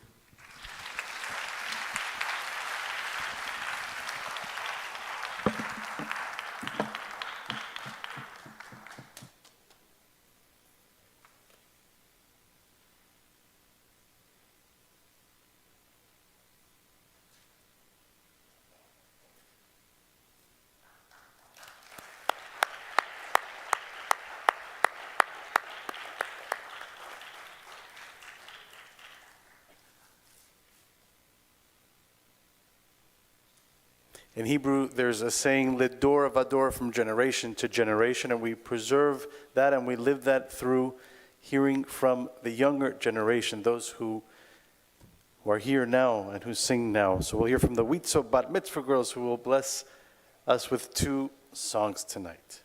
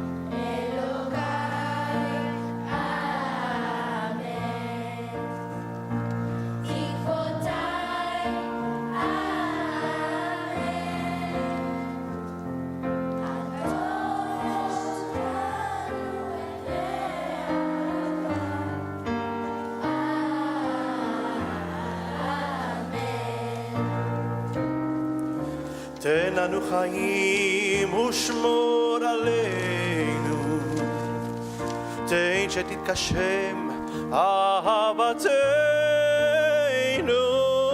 תן לנו ברכה האר פנינו.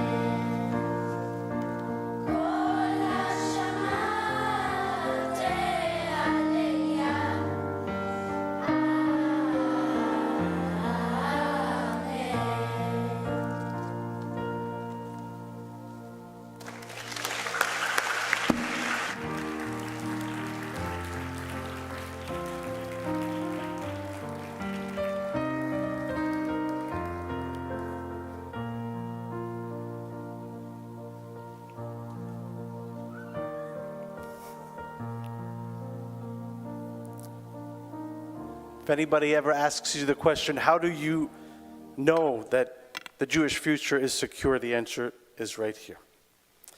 Thank you, girls. I want to welcome Yaeli Pinchasi, an 11th grade student from Shek Hillel Community School, to read the story about the song Ani Ma'amin, We Believe.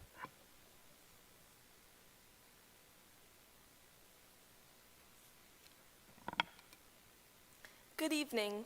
One of the most powerful symbols of spiritual resilience during that dark time was the song Ani Ma'amin, which means I believe. Ani Ma'amin was written in 1942 by Rabbi Azriel David Fastag, a Hasidic singer during the Holocaust. He composed the melody while in a cattle car on the way to Treblinka. Fastag began to sing the song under his breath, but soon enough, all the prisoners on the train joined him, transforming their despair into hope and faith. Fastag then asked for silence and promised to give half of his heavenly reward to whoever gave the melody to his mentor, Motziter's Rebbe in New York. Although it seemed impossible, two young men managed to escape from the train. One of them fell to death, but the other one made it to New York and delivered the melody to Motziter's Rebbe. Moved, the Rebbe told his followers, "With this melody, they went to the gas chambers. With this melody, we will march to greet Mashiach." This song became an anthem of hope and spiritual resilience for Jews in the ghettos and concentration camps in the midst of Nazi occupation, and it quickly became an anthem of hope and unwavering faith. The lyrics read, "I believe with complete faith in the coming of Messiah, and I thought it be delayed. I wait for it every day until it comes." Over the years, Ani Ma'amin has transcended as a symbol of spiritual strength and resilience of the Jewish people. In the darkest moments, when all seemed lost, this song reminded Jews that despite adversity, they should never lose faith. The hope for a better future was and is our deepest resistance. Please welcome back Noah Denai to sing Ani Ma'amin. Thank you.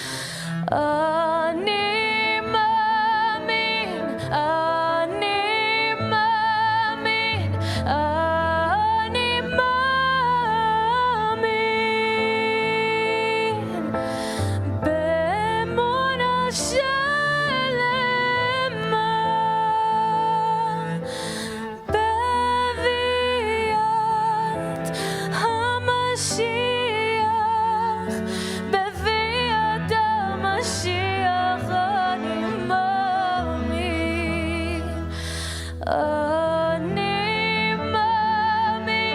אני מאמין, with everything within me I believe. Like every year throughout our history, I know he's on his way. My faith will never sway, awaiting him anew each and every day. My goof can see the night, but my neshama sees the light.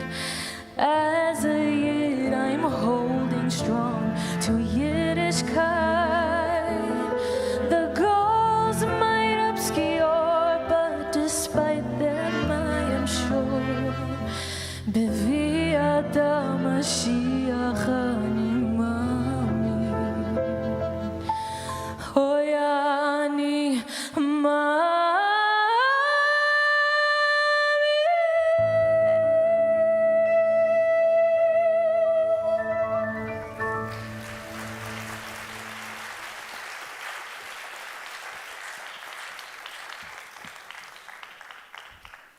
Thank you, Noah. It's beautiful.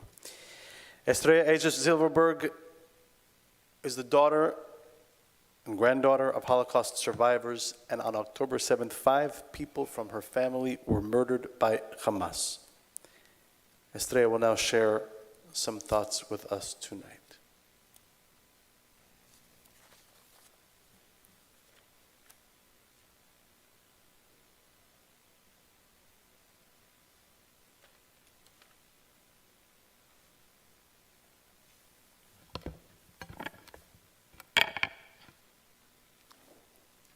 Good evening. It's an honor, a huge honor to be here. And now that I heard Mr. Robbie speak, Mr. Robbie, my mother was in Mogilev. I am a second-generation Holocaust survivor. Across 6 generations, my family has endured the horrors of genocide. My mother, Marta, my grandparents, Ella and Moritz, survived the Holocaust in Chernobyl after witnessing how their beautiful extended family was murdered in the most horrific way. My father, Jacques, and his immediate family were able to escape from France at the last minute, but his extended family did not survive. In September 1941, Romanian authorities began deporting Jews from Bukovina, Bessarabia to Transnistria, a territory under Romanian control. What followed became known as the Death Marches, a strategy designed to exterminate the Jews of Romania. Jews were forced to march on foot in freezing conditions. This was not a relocation, it was death. People drowned in the Dniester River, were shot on the roads, and died from cold and starvation.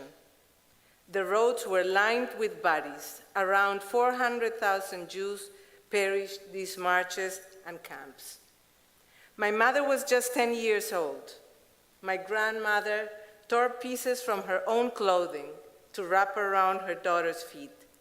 She endured beatings for scavenging food, just a potato, a piece of bread. My mother had to witness these beatings. But they survived because my grandmother refused to give up. She fought with every breath. They survived because of resilience and an unbreakable will to live. But not everybody did. And their legacy is now ours to carry. The horror they faced reminds us of the consequences of silence and indifference. Today, as I witness the events of October 7th, I realize the trauma of the Holocaust is not just a memory. It's alive in our bones. On that day, Hamas terrorists invaded kibbutz Nir Oz. Among those massacred and kidnapped were my cousin Margit, her husband Yossi, their daughter Shiri, her husband Yarder, baby Kfir, and little Ariel, all brutally murdered on one of Israel's darkest days. The images of my family from the Holocaust and from October 7th are now painfully intertwined. The grief is deep. The lessons of our survivors are clear. We must rise above the rubble, above the hatred, and above the pain. We must rebuild. We must stand together against anti-Semitism, against hate, and for a future of peace. October 7th shattered the promise of never again. It was a warning we cannot ignore. It happened in our land, the land of Israel, but it happened to all Jews around the world, not only through violence, but through a global explosion of Jew hatred, the worst since the Holocaust. More than ever, our commitment to Israel's safety and security must remain strong and unshakable. For 77 years, Israel has stood as the beacon of survival, resilience, and hope. We, the Jewish people of the diaspora, have the responsibility to honor our fallen, to fight Jew hatred with education, and to build bridges of peace. We owe this to our survivors and the survivors among us, and to every soul who perished. May their memory be a blessing, and may we, the next generation, rise to the sacred task of keeping that memory alive. Thank you.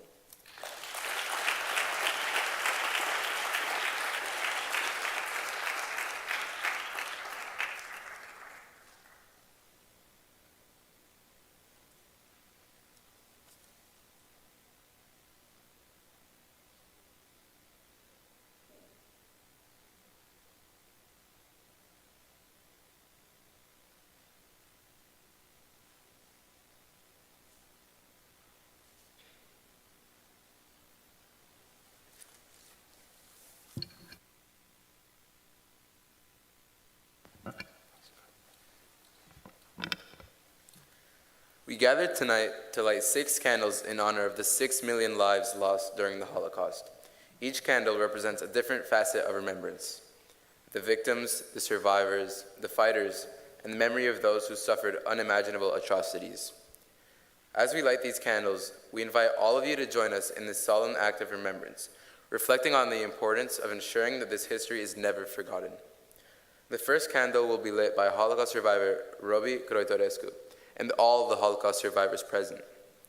They carry the memories of those who were lost, souls whose presence still echoes and guide us today. Through them, the legacy lives on, passed from generation to generation, a testament to resilience, remembrance, and the unbreakable strength of the human spirit. Please come up.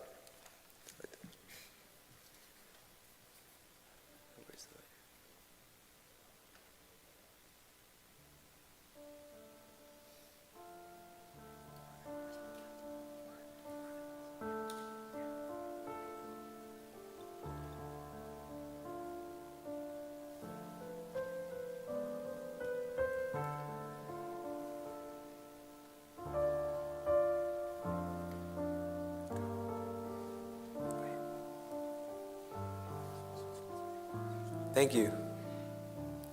And the second candle will be lit by Brooke Koch, an 11th grade student from Posnack School, in memory of the 1 million children whose lives were cut tragically short. Though they were denied the chance to grow, dream, and thrive, their light lives on in our hearts, and their potential is remembered with love and reverence.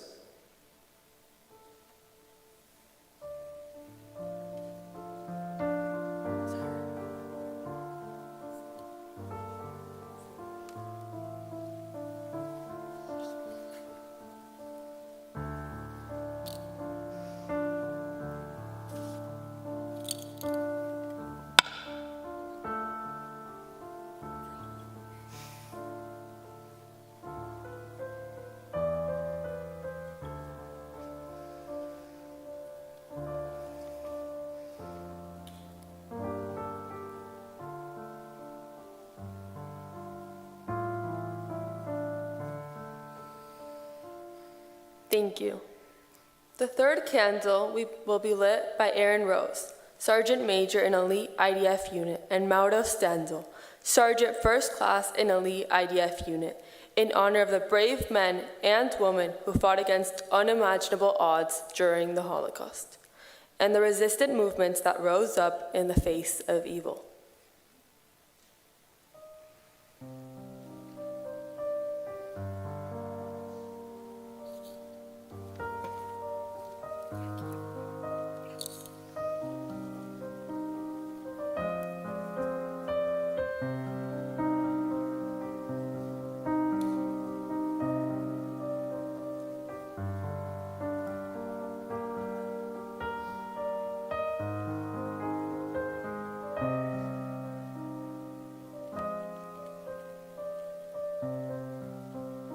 Thank you.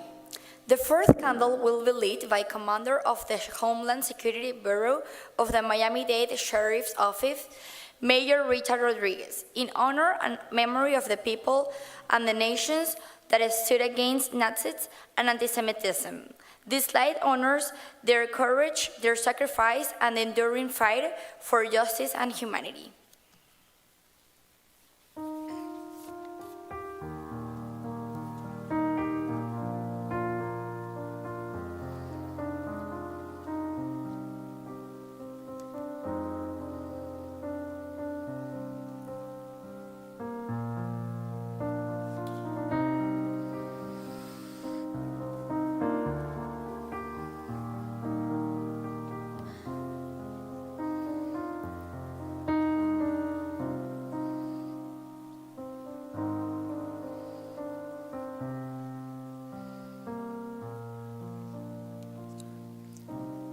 The fifth candle will be lit by activists Laura Medina Ruiz and Heidi Arellano in honor of the righteous among the nations. Those courageous souls who risked their lives to save Jews during the Holocaust, their bravery and moral conviction continue to illuminate the darkest chapters of history with hope and humanity.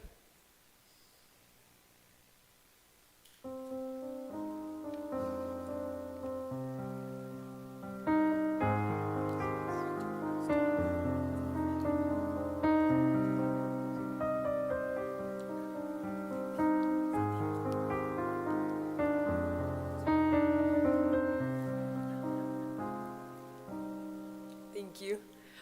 The sixth candle will be lit by Estrella Asus, who herself carries the burden of the Holocaust trauma and the unimaginable pain of having loved ones kidnapped and murdered on October 7th. This candle is lit in memory of the lives so cruelly taken and the families shattered, the lives stolen and the families forever broken. A tragic testimony that continues to echo through time. And yet, even in the face of such unimaginable pain and evil, the spirit of the community endures, standing together heartbroken, but unbroken.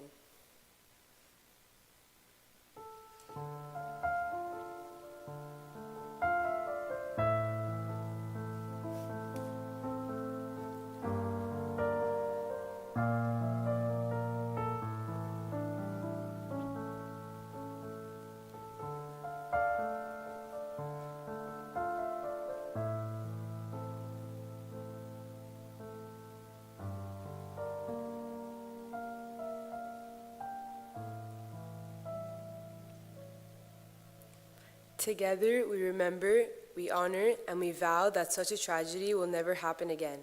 May the lights of these candles shine brightly as we hold the memory of those lost close to our hearts.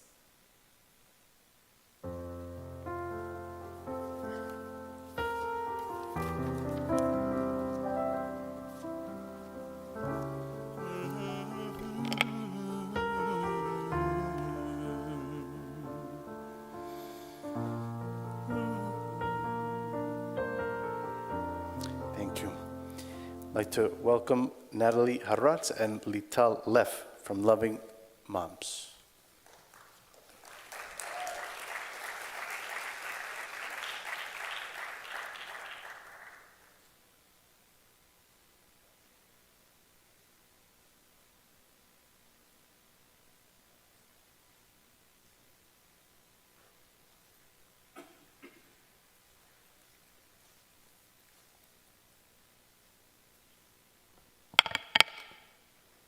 Good evening. Thank you, each one of the people that represented the 6 million. It was very moving. Thank you, Estrella, for inspiring us every day. Throughout history, we have witnessed the strength of our people. We come together in the face of adversity. Jewish women have always stood at the forefront, leading with compassion, clarity, and faith. In every generation, especially in times of hardship, they have been the backbone of our people's endurance. Drawing strength and inspiration from the legacy of our matriarchs, their courage is written in our DNA. And today, we rise as their daughters, continuing their work to protect, to lead, and to heal. During the Holocaust, when families were torn apart and the world ignored the cries of the Jewish people, Jewish women reached for one another and created something powerful. Camp Schwesters, Yiddish word for camp sisters. In the absence of their biological families, they formed deep connected sisterhoods within the concentration camp. These bonds were far more than emotional comfort. They were a form of resistance and survival. Women shared what little food they had, protected each other from abuse, and offered strength to one another.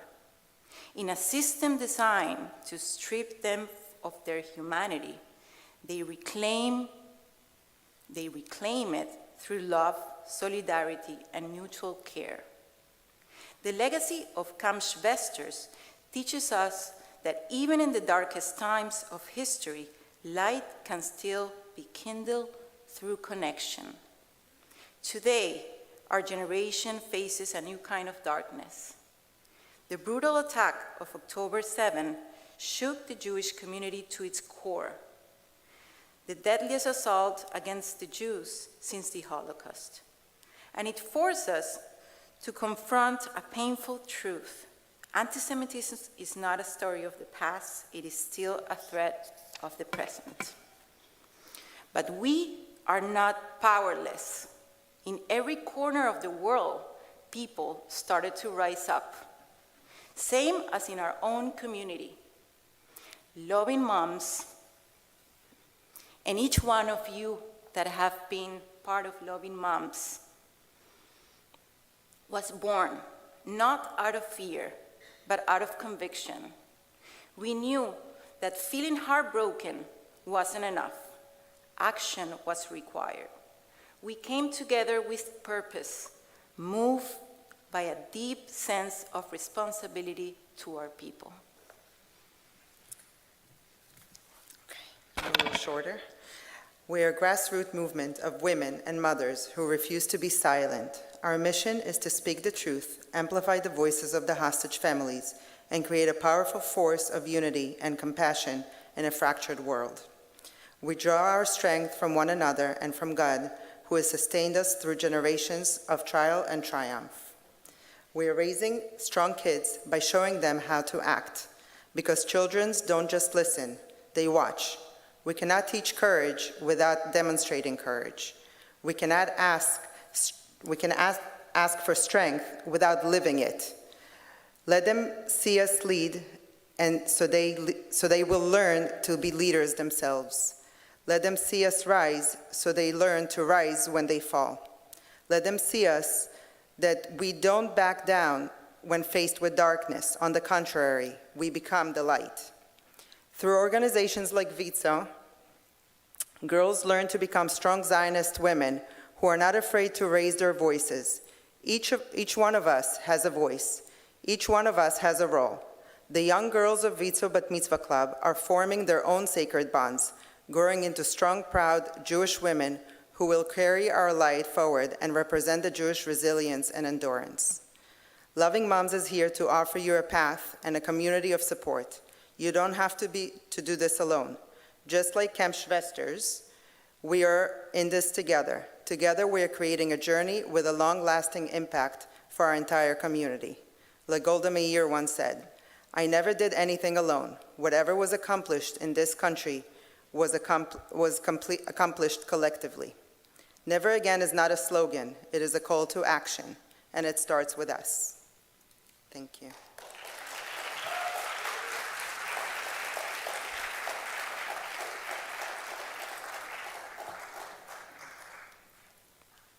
Thank you.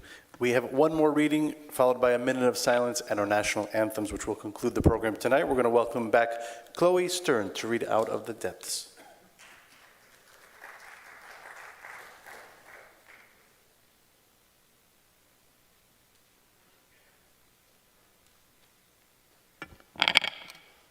The observance of Yom HaShoah is a deeply solemn occasion, with the central ceremonies taking place in the Knesset in Israel.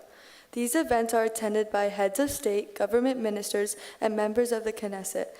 Additionally, the Yad Vashem Hall of Remembrance serves as a gathering place for Holocaust survivors, students, and youth movements.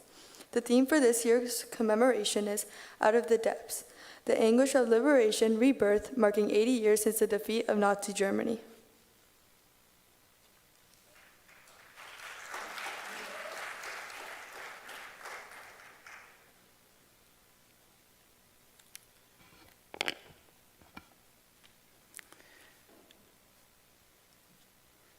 I invite us all to rise, either in body or in spirit, for a moment of silence. The moment of silence is accompanied by a siren that is meant to be a wake-up call, a call to action, a call to community, a call to faith.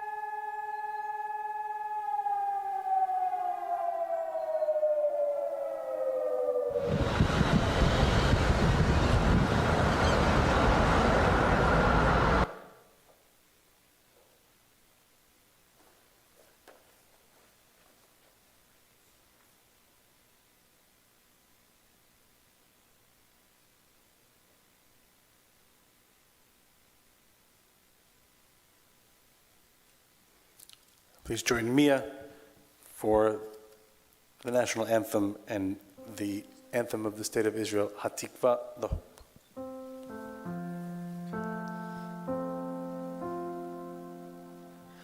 Oh, say, can you see by the dawn's early light what so proudly we held at the twilight's last gleaming, whose broad stripes and bright stars through the perilous flight o'er the ramparts we'd watched were so gallantly streaming, and the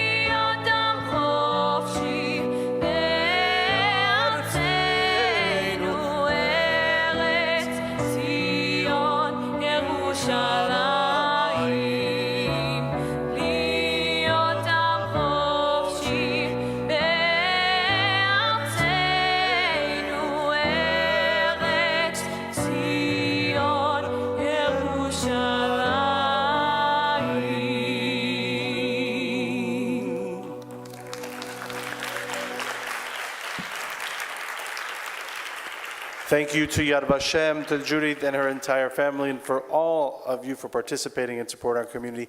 Good night.